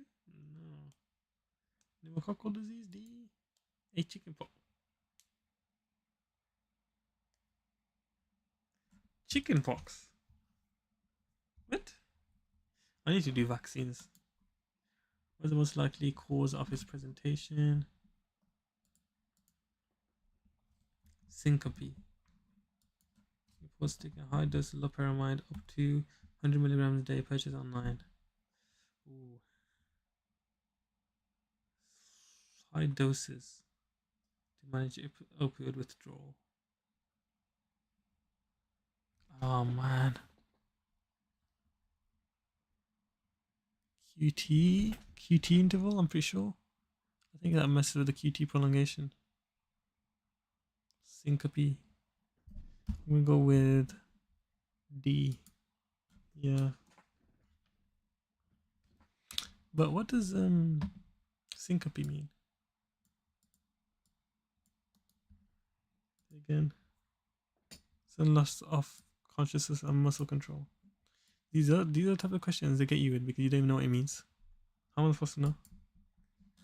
What's the most appropriate first line treatment in a patient that has a recent myocardial infarction? He takes aspirin, bisoprolol, clopidogrel, prosulfate. You discuss starting an antidepressant. I'm pretty sure sertraline's the best one. After cardiovascular event, yeah. 73. What is the most appropriate pharmacological option? Hot flushes, chemotherapy, radiotherapy. Not had a menstrual period since treatment. She no longer takes regular medication as intact uterus. I'm so bad at this sort of one. Hot flushes, nice sweats affecting, and she's 48 years old. What's she take? Since treatment. She has history of breast cancer treated with chemo. So she is currently in menopause and intact uterus, no regular medication. So combined oral hormone therapy, I'd say.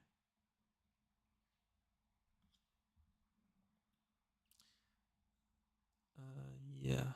A. B. What? How am I supposed to know that?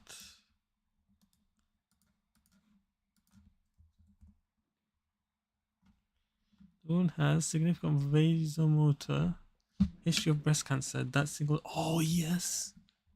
Combined HRT causes may increase risk of recurrence. So history of breast cancer, no HRT. Yeah.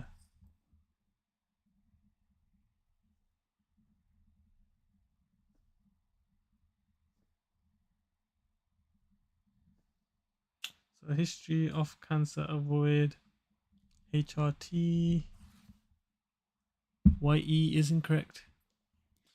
Used for local, yeah. Does not treat blushes, so does not treat her main complaint. Fezolinetant and hormonal treatment for vasomotor symptoms. Useful where HRT is contraindicated, including history of breast cancer. That's annoying. Oh well.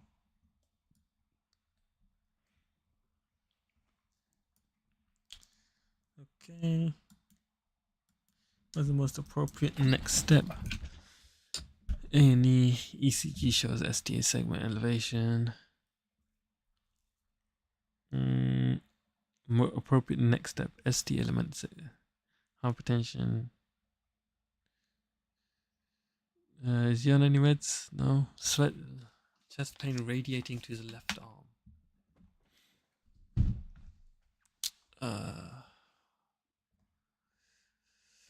PCI is not immediately available. Start alta, please. Sublingual nitroglycerin and start. Yeah, I think. Yeah. Alta, please. I can't remember. So.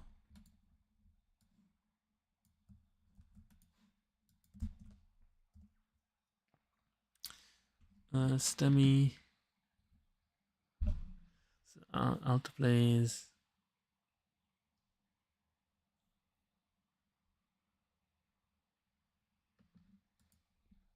Alta, please.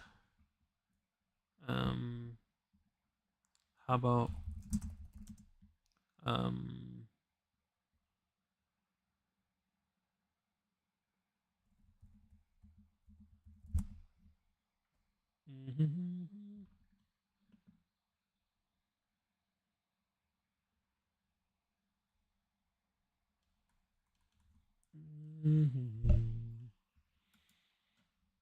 so stroke, you also do it as well.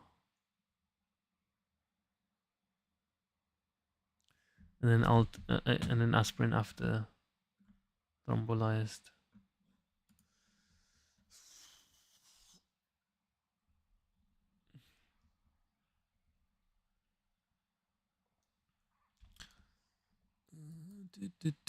Which of the following is the most appropriate alternative in dose and formulation? Epilim Chrono is out of stock. Epilim Chrono SPC is provided as external resource. Is it? Do not switch. Has the patient to skip the morning dose now? Wait, it's out of stock for a short period, and prescribers requested a switch to an alternative valproate formulation. You can't really switch, can you? Chrono SPC.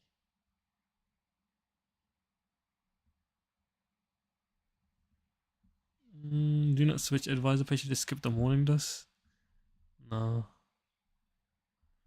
Epilim immediate release. I have no idea. Epilim Chrono once daily as a single dose. Morning and night.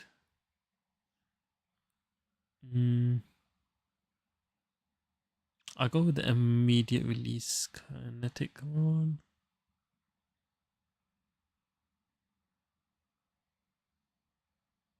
Syrup, immediate release. You go to syrup. Why am I feeling like it might be the syrup? I'm gonna go with D. E. Immediate release, morning and night, same as the total daily dose. I did not know that was the answer. Epilim switch to immediate. Why? I don't know why though. That doesn't make any sense.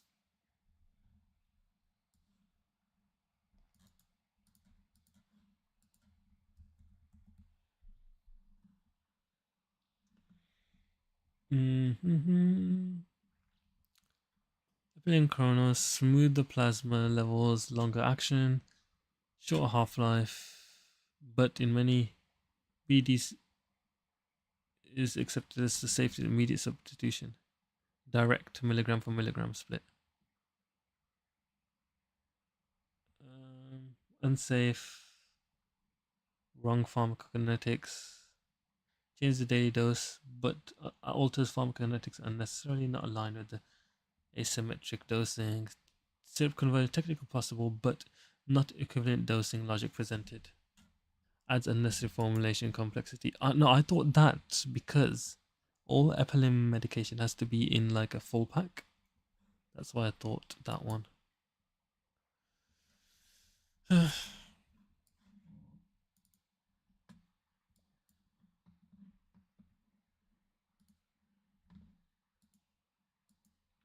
Under the rules of PPP, what is the validity period for this prescription?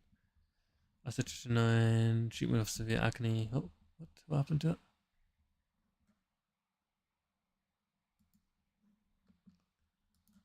Consistent with teratogenic medication for childbearing age. She is to be supported on PPP.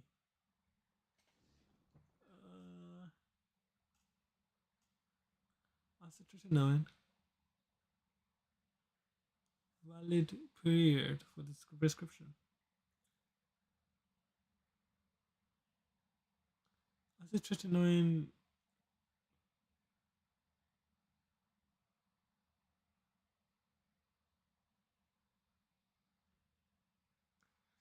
What? Private prescription. I didn't know acetylcholine was CD. 28 days then. D. Right? 7 days. Okay, 7 days. Okay, I don't even know this at all. How am I supposed to know this? Oh, it tells you the assumed date. Wait. Assume this date is 30th of April and the date on here is 1st. This actually I don't get it still. What?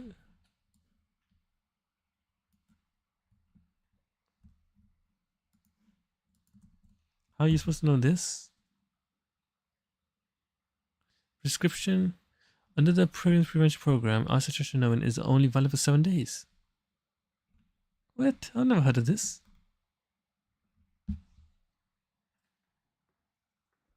Acetylcholine valid for 7 days.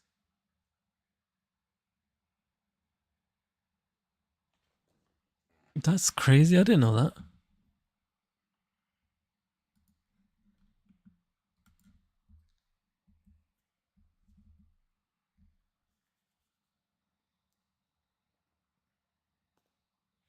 Yeah, it's not looking good, chat. I'm down to 99 max marks I can get. What is the most likely diagnosis? I've got 50 questions, bear in mind. Oh gosh, 50 questions left.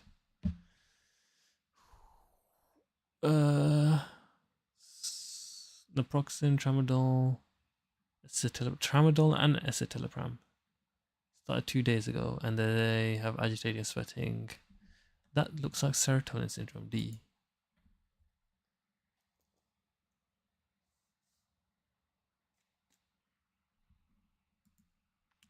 What of the following is the most appropriate to administer? Hypoglycemic episode, 3.7. He has no known drug allergies. What should he have? Is he looks unwell. I think, isn't it 15 to 20 grams of sugar? 40 grams available from the 160 ml of lift oral glucose liquid. 2 glucose tablets, 3 glucose tablets. I don't. 40 grams seems a bit much. Yeah, how much does a glucose tablet weigh? Probably. It weighs probably maybe 5 grams, 7 grams. Could weigh 7 grams, so 2 glucose tablets maybe. Shall I go with B? 2 glucose tablets? Or 3? I'll go with 3 actually. C. Come on, man. How much is the glucose tablets even? But come on, man. I mean, I'll get it right. By the way, that sounds like I was disappointed. Glucose tablet, hypoglycemia. Take 3 to 4 glucose tablets. Each tablet provides 3 to 4 grams. I said 5 grams. Or 7 grams. 5 to 7, so it's 3 to 4. Okay. Okay.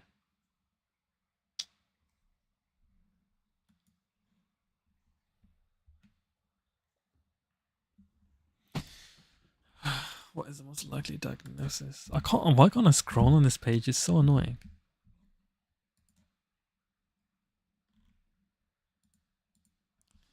Oh man, I have to look through resources. Actually, I'm not even gonna look because it says 60-year-old with a baseline of 5.2 is prescribed rosuvastatin. What is a expected LDLC? Okay, I have to look. 5.2. How much does rosuvastatin do? Rosuvastatin 20. That does about 54 something. I don't know. Rosuvastatin 20 does 48%. What is 5.2? What is 0.48? 0.48 times by 5.2 equals 2.496, which is 2.5A.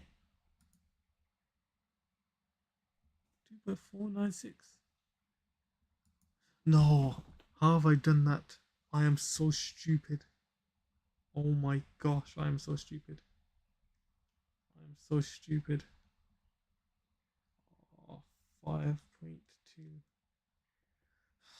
I am so stupid, unbelievably stupid.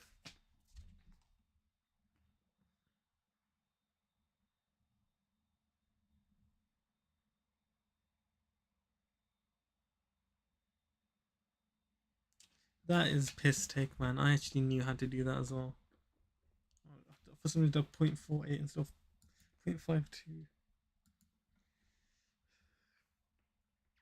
Which of the following is routinely monitored for this medication? Concerta. Concerta, 13-year-old girl. I think salbutamol you have to do it for height. But not salbutamol, corticosteroids. Renal function, liver function, full blood count. Methylphenidate, what kind of effect? Let's go with height, because why is that there? Yeah, it is height. Wait, so that can affect height as well? That's sad. ADHD meds.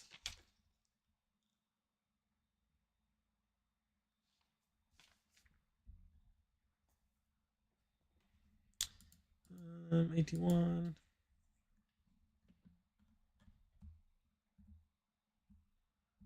Cyclosporin has been stable on neural man brand. He's gonna switch him. Okay. He's concerned about the potential impact on his thingy. Advise him if switching to Tobal, he should be closely monitored. Appropriate advice. Advise him to stay on his current brand to avoid any risk. No. Reassure him that switching between brands is safe. No. Recommend to him to use Cyclosporin only in liquid form. No. Just say he should take a high dose. No. And that if switching, he should be monitored. Hey.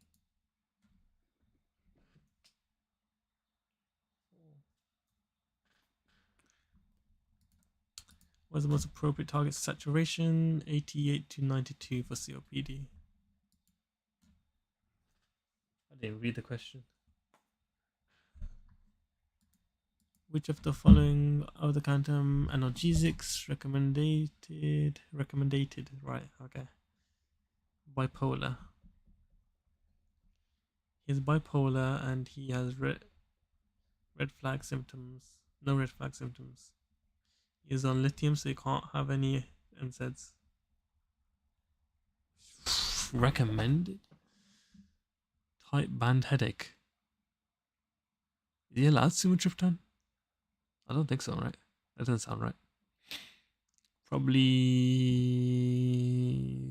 not soluble. Soluble contains sodium, so just paracetamol. B.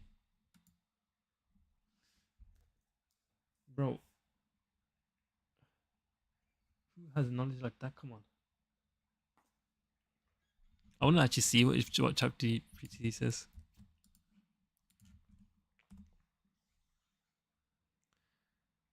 Tension, headache. Ibuprofen increase. Aspirin also affects it.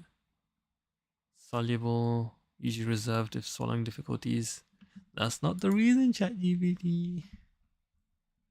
No, isn't it because soluble contains sodium?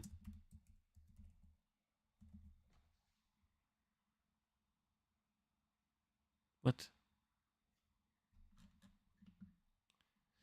Soluble paracetamol contains sodium, but clinically the sodium is only relevant in what?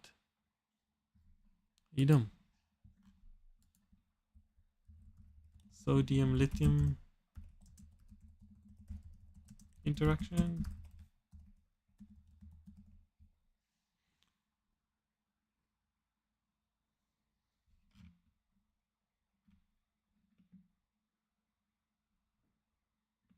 So the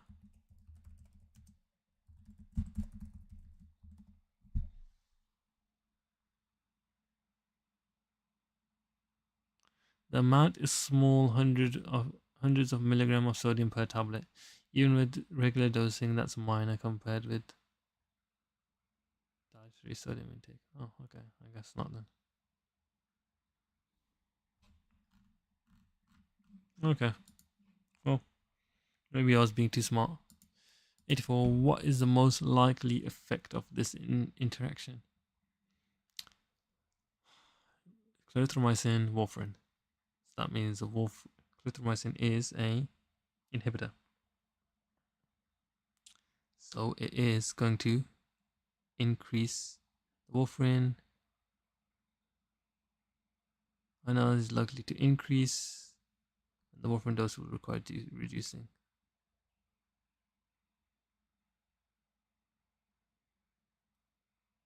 Warfarin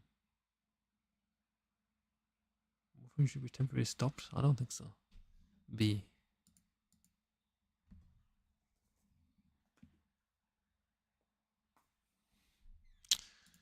Okay.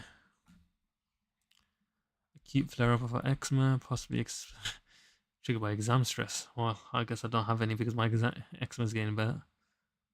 She ever complains of severe itching. The skin shows no sign of discharge using bleeding. The skin does not look red, angry, and dry.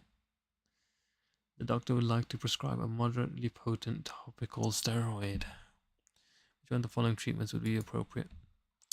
Moderately. So betabenate, I'm pretty sure is strong. Hydrocortisone is medium. Fusidic acid, what is that there? Umivate, clobetasone in the middle. She could go B, clobetasone, right? Was clobetasone the strongest? Is clobetasone the strongest?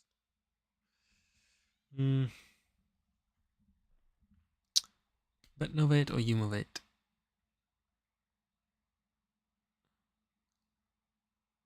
I feel like C.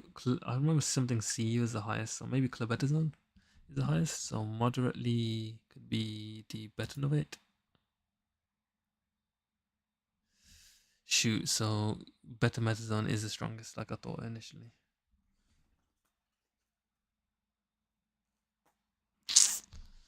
Oh well. What is the maximum quantity of steroid cream recommended to prescribe for? So if it's on hands and both legs, 15 to 30 grams, and both legs, 130 D. Apply twice daily for 1 week. These amounts are usually suitable for an adult for single daily application for 2 weeks. Single daily application. So if we're saying 130, single daily would half that, so 65, and half that again would be 30. Wait, no, double that, sorry. This is single daily, 2 weeks. Okay, no, it'd be 130 because that's for 2 weeks, but we're doing twice daily for 1 week. So 130 still.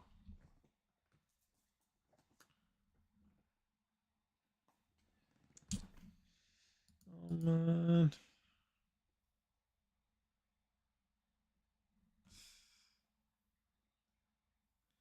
We still got 40 questions left, chat. This is so dead. You prescribe gentamicin 5 milligram per kilogram once daily. 35 kilograms. Trough concentration 2.5 targets this. What's the most appropriate step?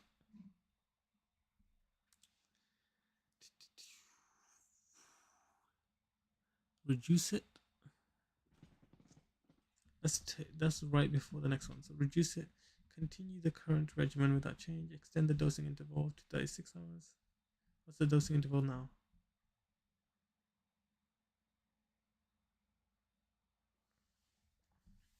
Omit the next dose.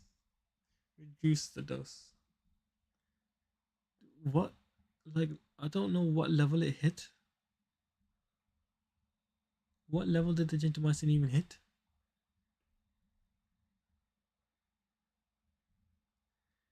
I think extend the dosing interval, but I don't actually know. See?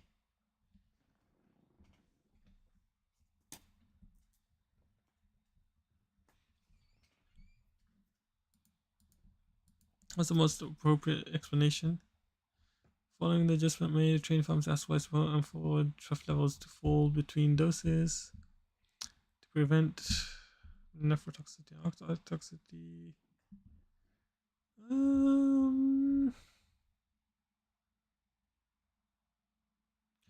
I wouldn't say to prevent that because that's at the higher levels, isn't it? To maintain bacteriostatic activity between the doses, to prevent the development, to reduce the risk of, to reduce accumulation and toxic peak levels. I think D. What?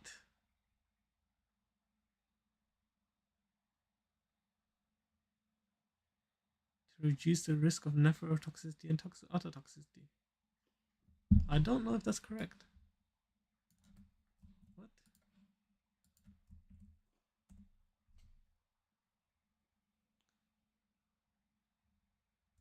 Concentration dependent post, but also narrow therapeutic index. Trough equals lowest concentration. If troughs are too high, drug is not being cleared properly. This leads to accumulation.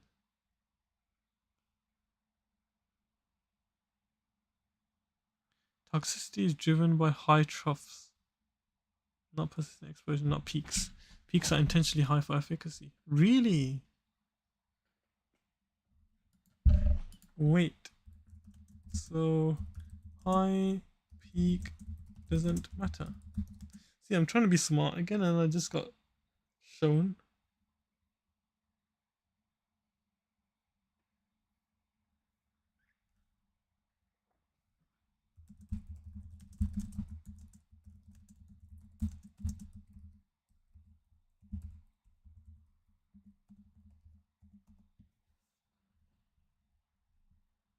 Ototoxicity is not mainly caused by the high peaks, it's mainly caused by the prolonged elevated exposure. Oh.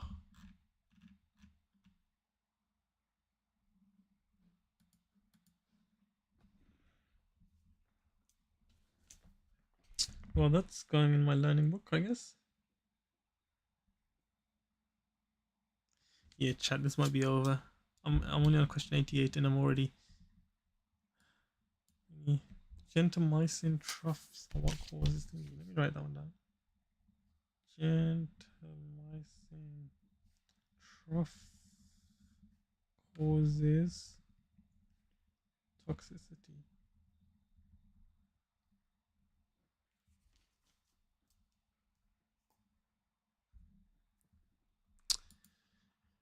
What's the most likely consequence of the drug interaction? Citalopram, newly prescribed naproxen, increased risk of bleeding. Let's see.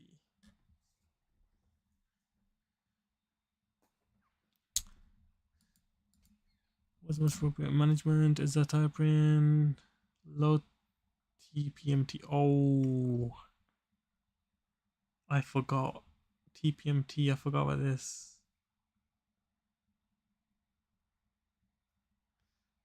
Oh wait, no, TPMT is the enzyme that breaks it down, isn't it? I think so because that's what allopurinol inhibits. I'm pretty sure. Pretty sure. So if that's the thing that breaks it down, that means azathioprine is going to be high. So check the liver function. That could be one.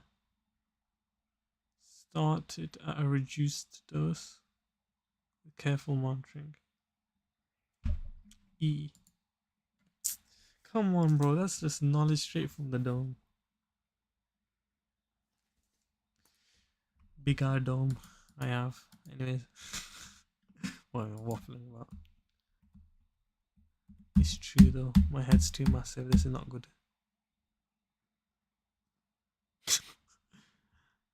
Oh man. Alright, let's see. See, that's one of the instances where I actually thought about it because I knew what TMT was in my mind, but I've forgotten about it. So I need to start doing that more often. 91 FJ has infected insect bite, primary prevention of cardiovascular events, prescription. He's got clarithromycin. Clarithromycin, primary prevention. So that's gonna cause that he's got atorvastatin, so that's gonna cause clinically significant drug interaction. A.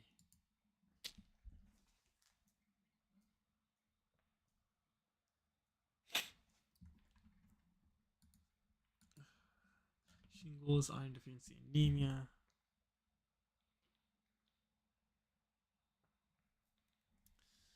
Iron deficiency anemia and shingles. Acyclovir. Acyclovir. 800 mg. One tablet 5 times a day for 7 days. Is that fine? Today's date. Legally invalid prescription.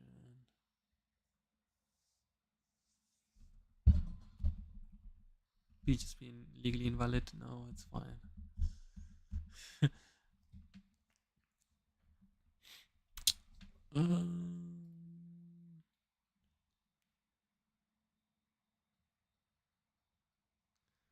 First sulfate TDS.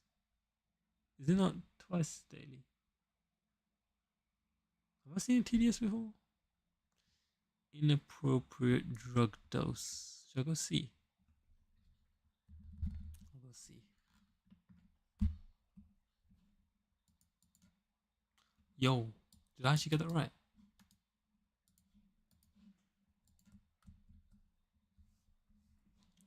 Wait, I got it right? I'm not good at these ones either.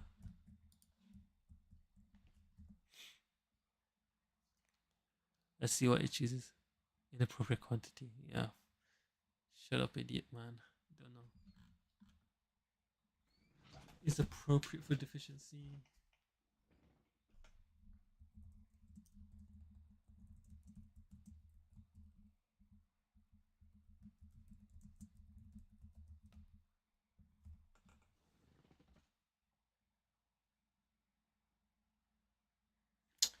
Iron deficiency, BD max. I knew it. I knew it. I knew it. I knew it. I knew it.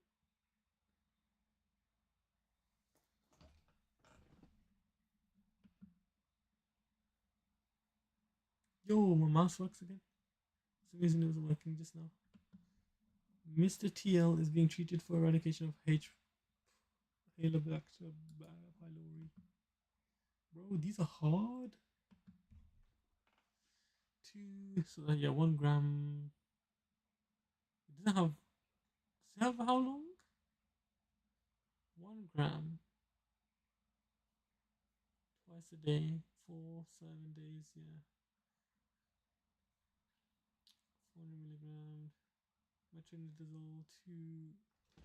Is it metronidazole twice daily as well? Yeah.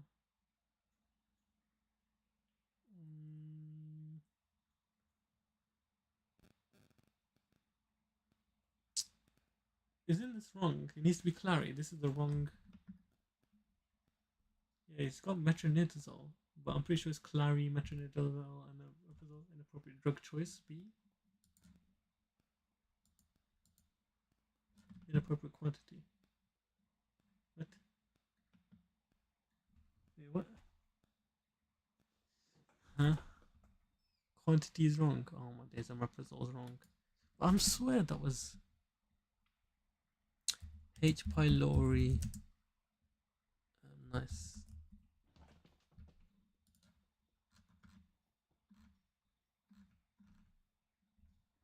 No penicillin allergy, amoxicillin, and either clary or metronidazole. What?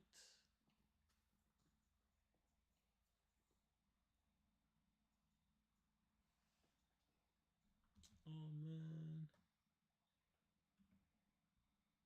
How did I get that wrong? Oh man. Okay, so yeah, it is Mox metronidazole. Okay, well, that was an easy one that I couldn't even read how many you're supposed to have.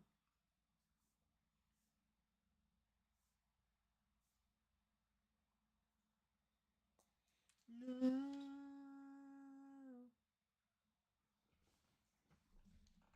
Carry on. Okay, we got like 20 questions left. I wonder how many marks I'm going to lose. Select the most likely condition from the list. 4 white spots inside his mouth, red blotchy skin on his face after nursery.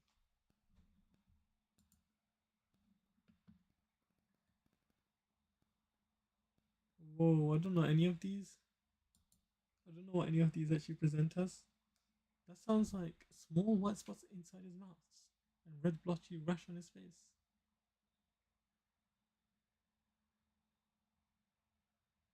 What? So it's not chickenpox, not contact dermatitis, not impetigo. That's not measles, is it? Not meningitis, mumps, or rubella. The thing is, I don't know how measles, mumps, and rubella actually present. I don't think it's measles. Is it mumps or rubella? I'll go with rubella. It's measles. Okay, let's search how measles presents because I don't know actually how it presents. Measles images. That's how measles looks like. That, okay, let's have a look at NHS measles. Measles spots in the mouth. Cold-like symptoms. Rash starts. Blotchy patches. Measles.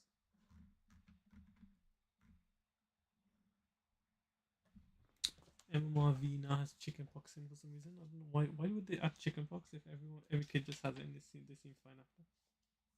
Chickenpox MMRV.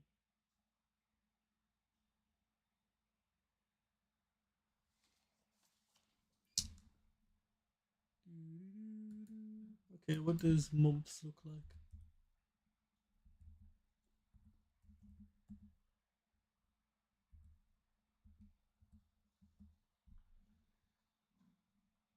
Ooh. Mumps is an infection that causes painful swellings of the cheek and neck. Usually gets better within 2 weeks, but it could sometimes cause other problems.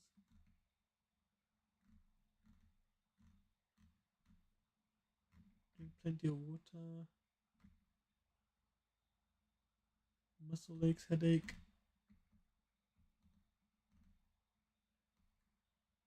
Paracetamol.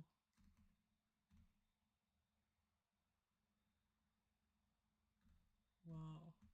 Complications, you get swollen testicles. I'm glad I got this vaccine. Most people get better within 2 weeks, but it can cause all these further problems. Swollen ovaries, meningitis, pancreatitis, temporary hearing loss. Yikes. Yeah, mumps not good, man. Wait, let me just write that. Measles equals blotchy. Spots in mouth. Mumps. Face swelling. Is that it? Just face swelling. Headache, muscle ache. Just like this normal feeling unwell, then really, isn't it? Earache. Just swelling. Cheeks, neck. I don't know how long it lasts. Okay, mumps, and then how typically resolve within 2 weeks. Okay. Rubella. How does this look like? Rubella is German measles. Hey, wait, that's so. I was kind of right then, right? Rubella.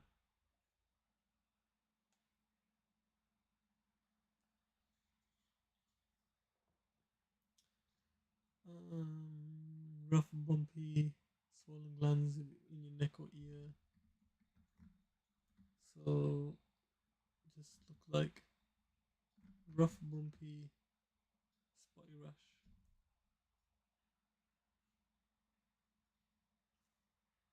Spotty rash. Face behind the ears.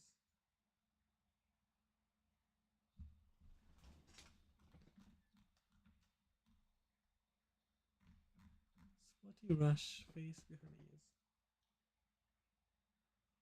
Face to neck, body.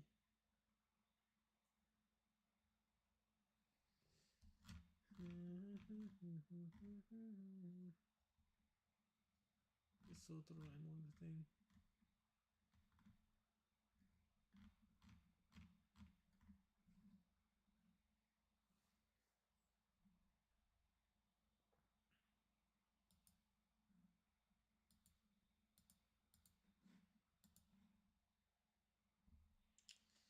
Okay, so that was wrong.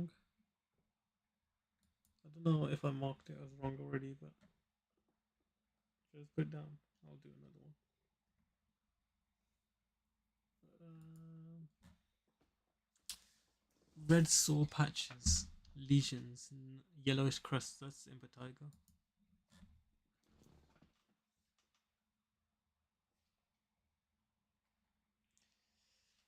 Do, do, do, do, do. 7-year-old itchy rash over 24 hours. Small spots that turn into fluid-filled blisters that start to crust over. Crust over. Mild fever. Is that impetigo is only in the face or no? Crust over. Fluid-filled blisters. That kind of sounds like chickenpox. 7-year-old. I'm gonna go with chickenpox. A.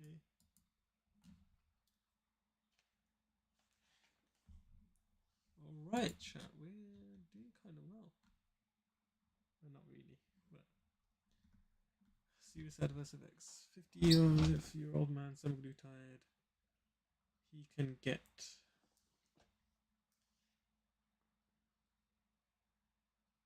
Ooh, what can he get?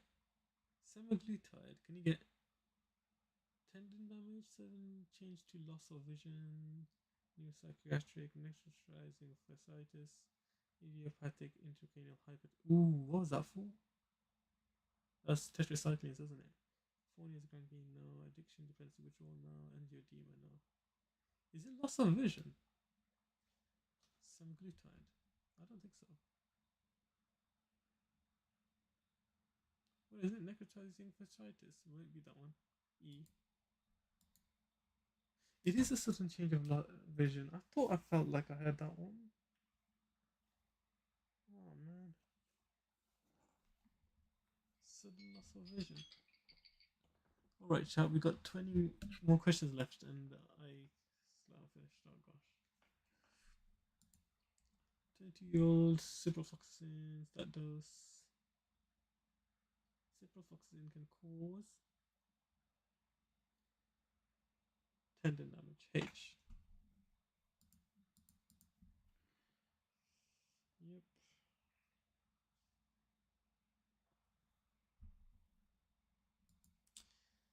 Methicillin rectal. Ooh, methicillin can cause Foley's gangrene, neuropsychiatric, change or loss of vision. Methicillin.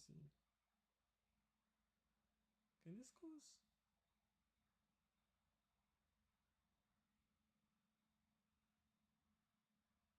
Is that the idiopathic intracranial hypertension? Maybe it is. D. It is. I knew I see. I asked ChatGPT earlier and it said tetracyclines, but I knew I heard that from somewhere else. So methicillin.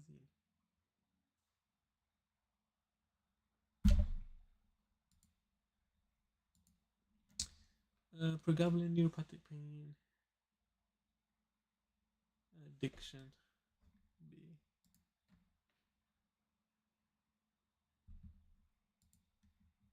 Constipation. Ooh. Metastatic cancer, palliative care. You can get some. It's not even here.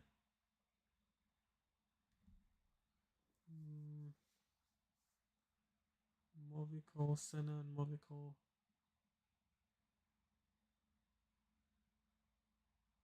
Yes, Senna and Movicol first. Advanced metastatic. Would it be Codrantama? Do you have to use Senna and Movicol first though?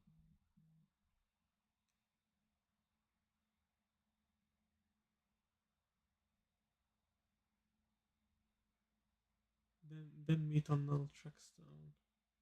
I'm gonna go Senna Macrogol. Oh, ooh, it tells you additional info. She's taking it. She does no bowel movement. You're taking Senna already. Senna, then Movicol, then isn't it? And then you take Movicol as well, and then you take methyl naltrexone. Yes, that's right. 6 months pregnant, report straining. 6 months pregnant, straining and passing hard stools. Hard stools every 3 to 4 days. Hard stools. You can use softener. Maybe the Docusate? Or would it be the Movicol? Restraining. Would it be the Movicol or the softener? Should I go Movicol again? I'll go Movicol again. Lifestyle and dietary advice. Yeah, probably should have done that. That one's kind of obvious.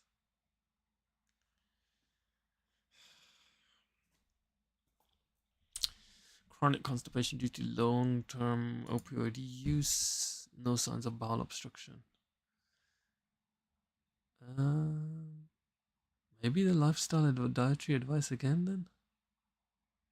Wait, no, he has chronic constipation though. Okay, my arm hurts bad. Senna plus Macrogol, chronic constipation. H. Yeah.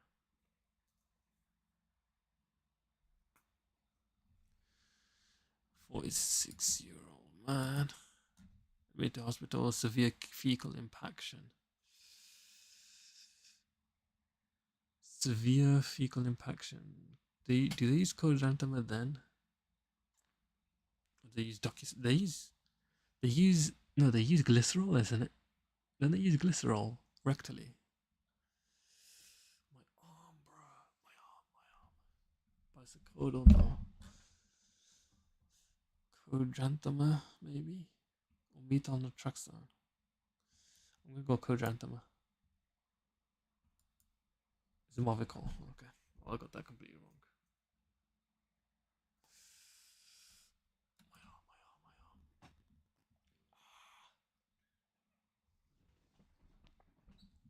Oh gosh, I got tendonitis.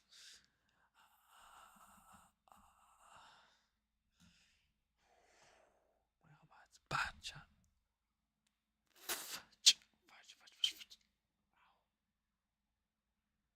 Oh man, this is bad.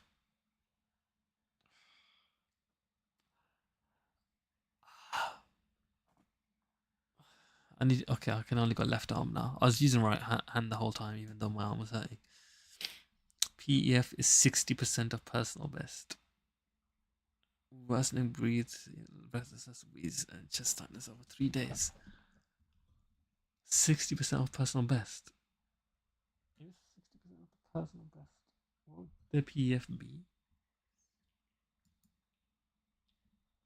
Mart. Use maximum daily dose over the past 72 hours of her Mart. On assessment, she is able to speak with no cyanosis, but she's used the maximum dose. Then we add, so she's already got a ICS and she's got a LABA. So we add a LAMA, probably. Increase ICS dose. Yeah, I think increase ICS dose. Switch to the increased ICS dose. Oral prednisolone. Oh, I didn't see she has a chest tightness. Maybe that was kind of dumb ass. But my arm hurts too much for me to think properly. Anyway, I'm gonna blame it on my arm. What's? Am I cooked yet? Oh, nearly. Chat, bro. Chat. I need to get like. Oh man, this is bad. If I don't, hopefully I get no more wrong. 60-year-old man with COPD reports persistent breathlessness on exertion despite good adherence to his current inhaler. My arm. Good adherence to his current inhaler. Breathlessness on exertion. Bro, I'm not good with these though. Tiotropium. Exacerbations. 1 mild exacerbation in the past year, not requiring hospitalization. In the past year. But he's getting breathlessness on exertion. So current treatment, tiotropium only. Once daily. So that's his LAMA. You can add a LABA as well, right?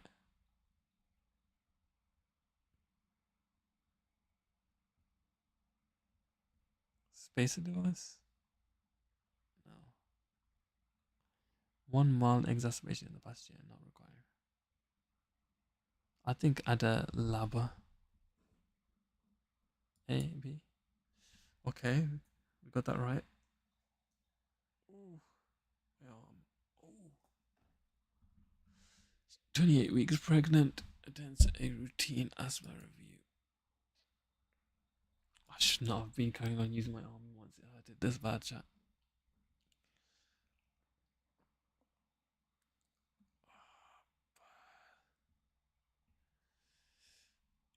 Oh gosh. She's prescribed budesonide for Formoterol via PMDI. Night to increase nighttime symptoms, waking 2 to 3 times per night, using an inhaler more frequently than useful, and is concerned about taking medications while pregnant.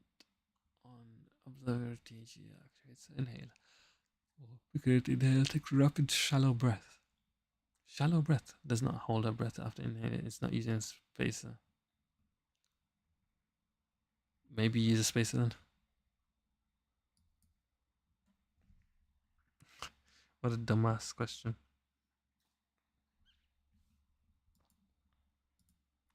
Insulin. Oh man, I'm shit at insulin. Oh gosh. 20-year-old woman is polyuria, fruity smelling breath. She has ketone, diabetic ketoacidosis. She needs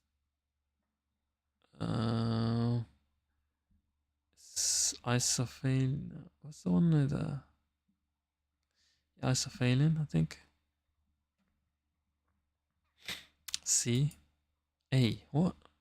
See, this is where I'm getting confused now because in a previous question it said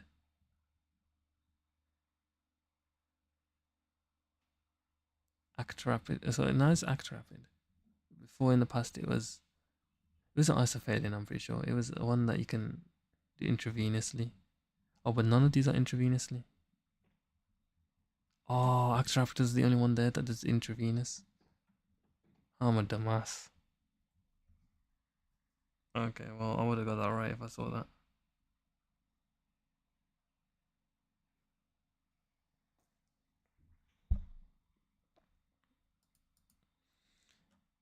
Newly diagnosed with type 1 diabetes and has agreed to start the Baylis bolus regimen.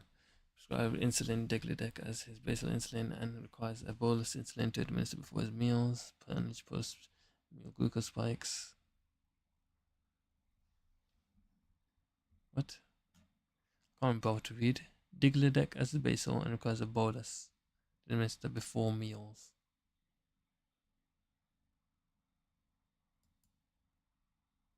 To manage post meal glucose spikes.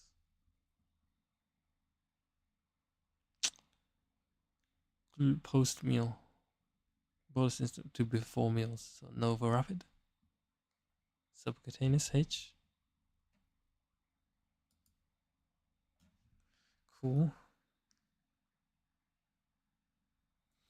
33-year-old man would benefit from the addition of insulin. Hypoglycemic, needs a distance administered insulin given by a nurse, limited once daily. She can do the nighttime insulin glargine, right? Insulin glargine. That's the other one there, CE.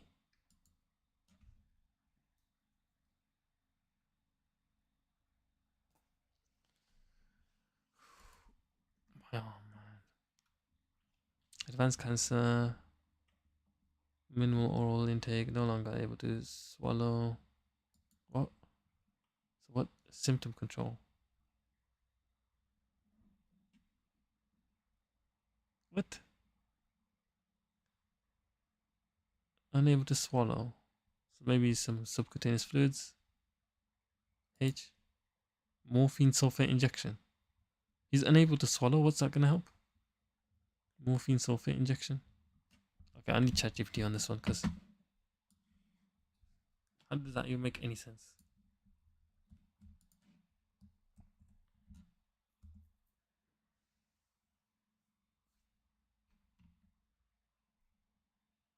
Morphine sulfate injection. Subcutaneous fluids not for symptom relief.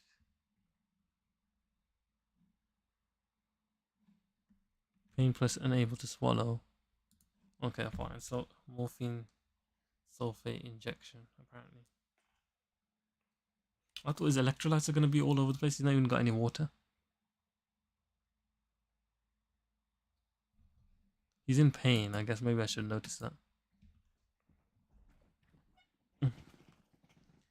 But I thought maybe... Okay, whatever. Advanced heart failure and noisy respiratory secretions. Rattling sound, high sign, butyl bromide probably.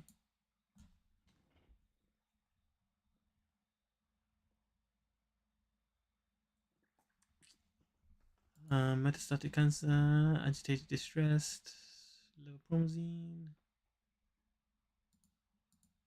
midazolam. Shit.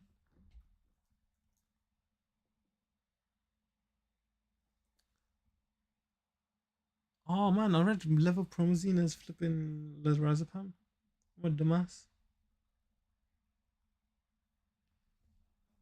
Oh man, what's levopromazine against the first gen antipsychotic?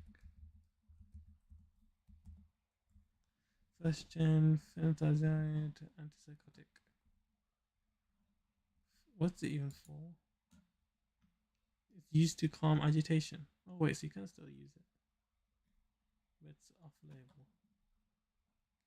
Whatever.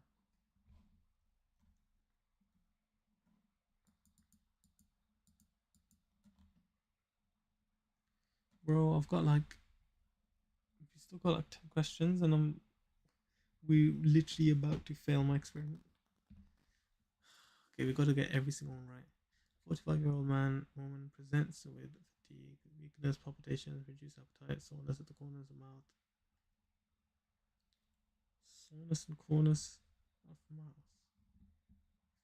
Fatigue, weakness, palpitations. Bro, these ones are hard. Oh wait, actually it tells us some info. Okay, this might be easy. No range is more than 120. So yeah. Ooh, hemoglobin's low. Red blood cells count's low. Folate is high. Cobalamin is low. Ferritin is low. Is that because of the B12 then?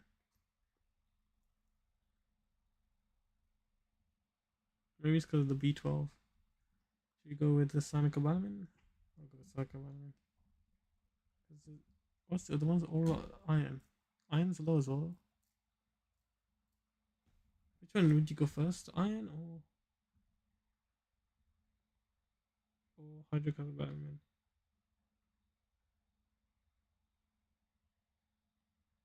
Palpitations, reduced appetite, fatigue. Maybe the iron first, actually. We'll go with the iron. Okay, no mind, I'm completely wrong. Shit, no. We can only get like one or two more wrong. Actually, one more wrong, probably, I think. What? How am I supposed to know this?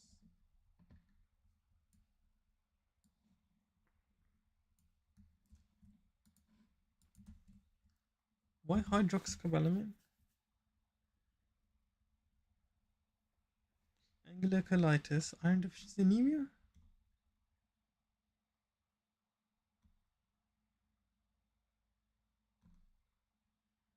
What?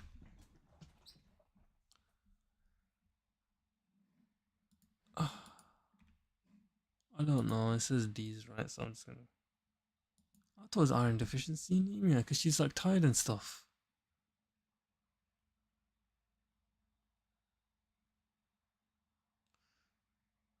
Chat, this one could be different. I'm just gonna mark it wrong anyway. But you know, maybe that could be right. I'm gonna mark it as a accident then. Alcohol dependence. Oh gosh, rectal. I mean, prescribed diazepam. Poor oral intake, unsteady on his feet, noted to have rapid eye movements, thiamine. Thiamine G. No? Okay, I was completely wrong. Okay, shit. Pabrinex. Ascorbic acid. So it needs vitamin C in that. What? I thought it needs thiamine.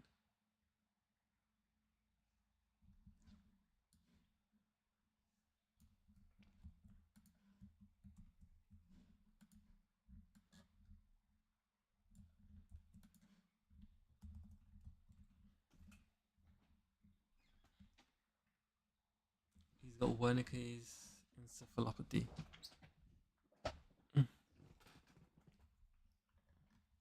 Ibuprofen. Oh, Ibuprofen got thiamine in. Oh man, I didn't know that. Why IV? Yeah, makes sense. Pabrinex equals thiamine plus vitamins. That's on me, chat. I should have probably got that, known that, to be honest. 80-year-old man is recovering following a hip replacement after. Oh, why am I using my wrong hand?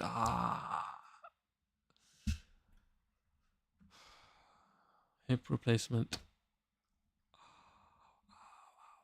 So it's got alpha-lizocin, apixaban, bisoprolol, cetirizine, omeprazole, ramipril. Being prepared for discharge.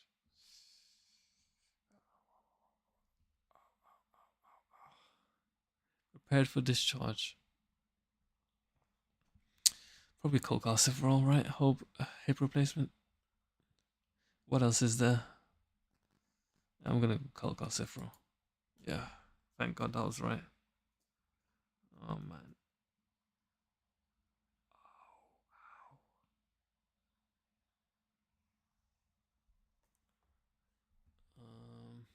Blood results. Oh man. These are last 4 questions, chat. Oh. 49-year-old man has been diagnosed with hypertension, prescribed Ramapril 2.5. You're reviewing his 2 weeks on questioning. The patient is asymptomatic. What? Is this potassium high or something? Potassium's gone lower. Sodium. Creatinine is lower. His EGFR's recovered. What? No action required. Looks fine to me. What? Oh, today is this. Oh gosh, everything's. I read it the wrong way around. I thought everything's recovering, but everything's getting worse. Potassium has gone high. Yeah, that needs referral urgently. 5.5. I think you need to actually urgently refer. Stop the medicine. E. What? Oh, is it asymptomatic? Chat. That was an easy one. Actually, but he's asymptomatic. I don't know if that's still like. I still wouldn't though. Okay, whatever.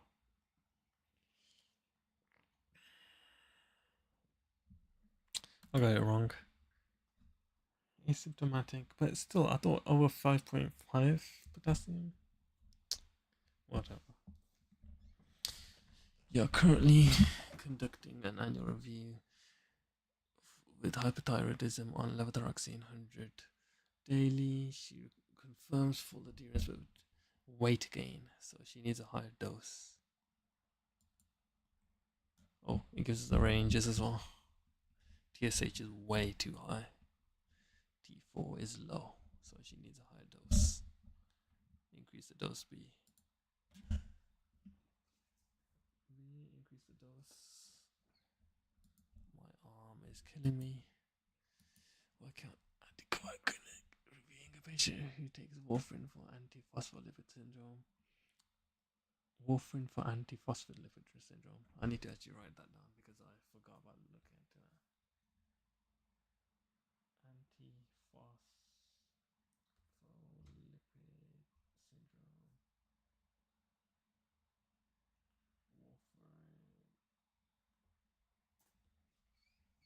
Warfarin.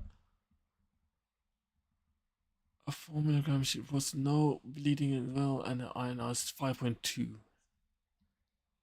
5.2, you need to reduce the dose.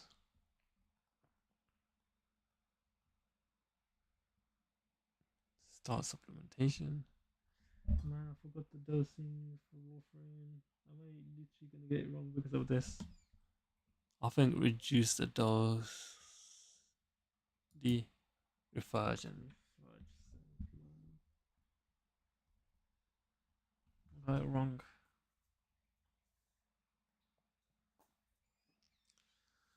Okay, one last question and then let's see where I am at.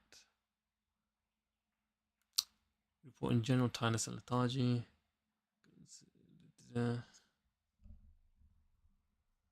General tiredness and lethargy. You request a full blood count and UNE.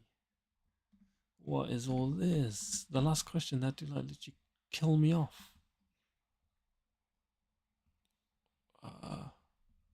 That's all fine as well. So she's just wasting my time.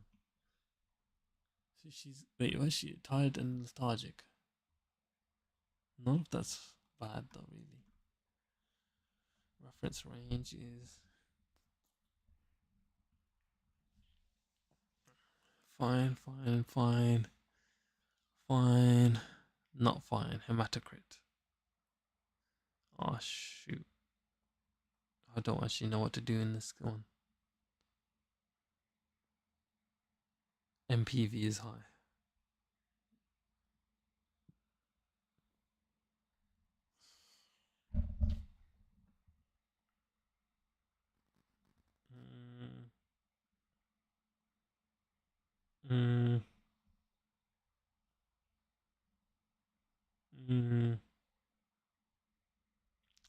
Vitamin B12 is high.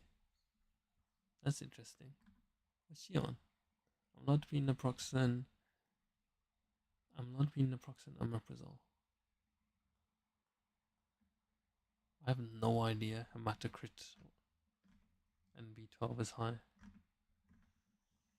Hematocrit and B12 is high. Repeat the blood test. Continue monitor.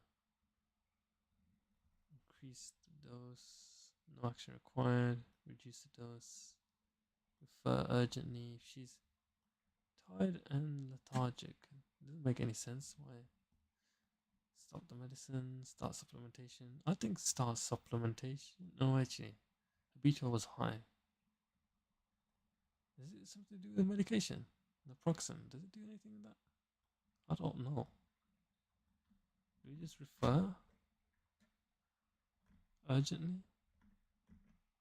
I'm gonna refer urgently. I don't know what that means.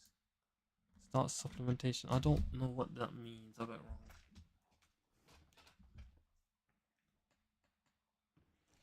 What's wrong with her results that she needs to start supplementation? She's already got high B12.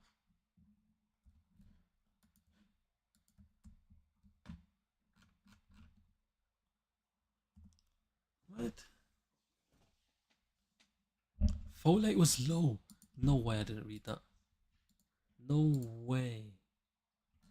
Oh.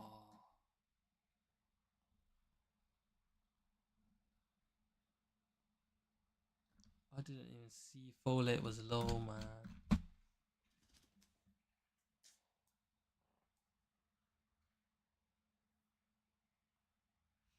Guys, I lost like 15 marks to just stupid mistakes on this one. How many marks did I lose? Let's count. 5, 10, 15, 20, 25, 30, 35, 37, apparently. Let me count how many marks I have.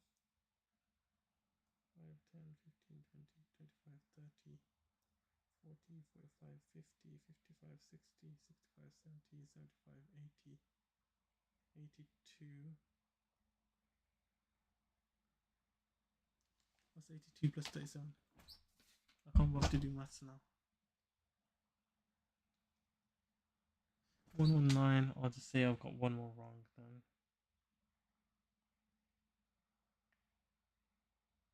I got 38 wrong. So that leaves us with 81 marks. Or 82 marks. Bruh. But we got 15 silly marks.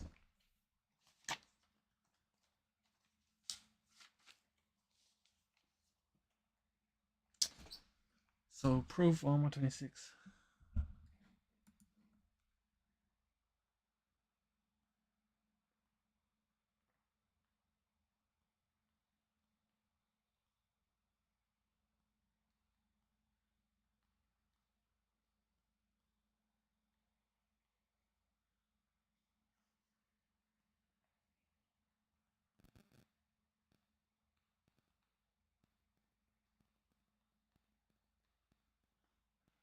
Bro, we went down 82.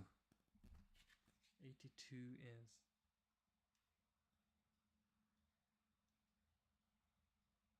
0.68. Oh man, so close. We just need a couple more marks. I reckon we do. What did we lose a lot of marks on this time? Should we go to cardiovascular? Or should we finish off infections?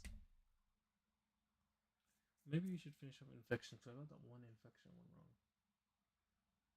Yeah. Although CNS as well, I'm messing up on that somehow. Like I forgot what that flipping. Yeah, I made some silly ass mistakes on this one. I think I could definitely have got higher.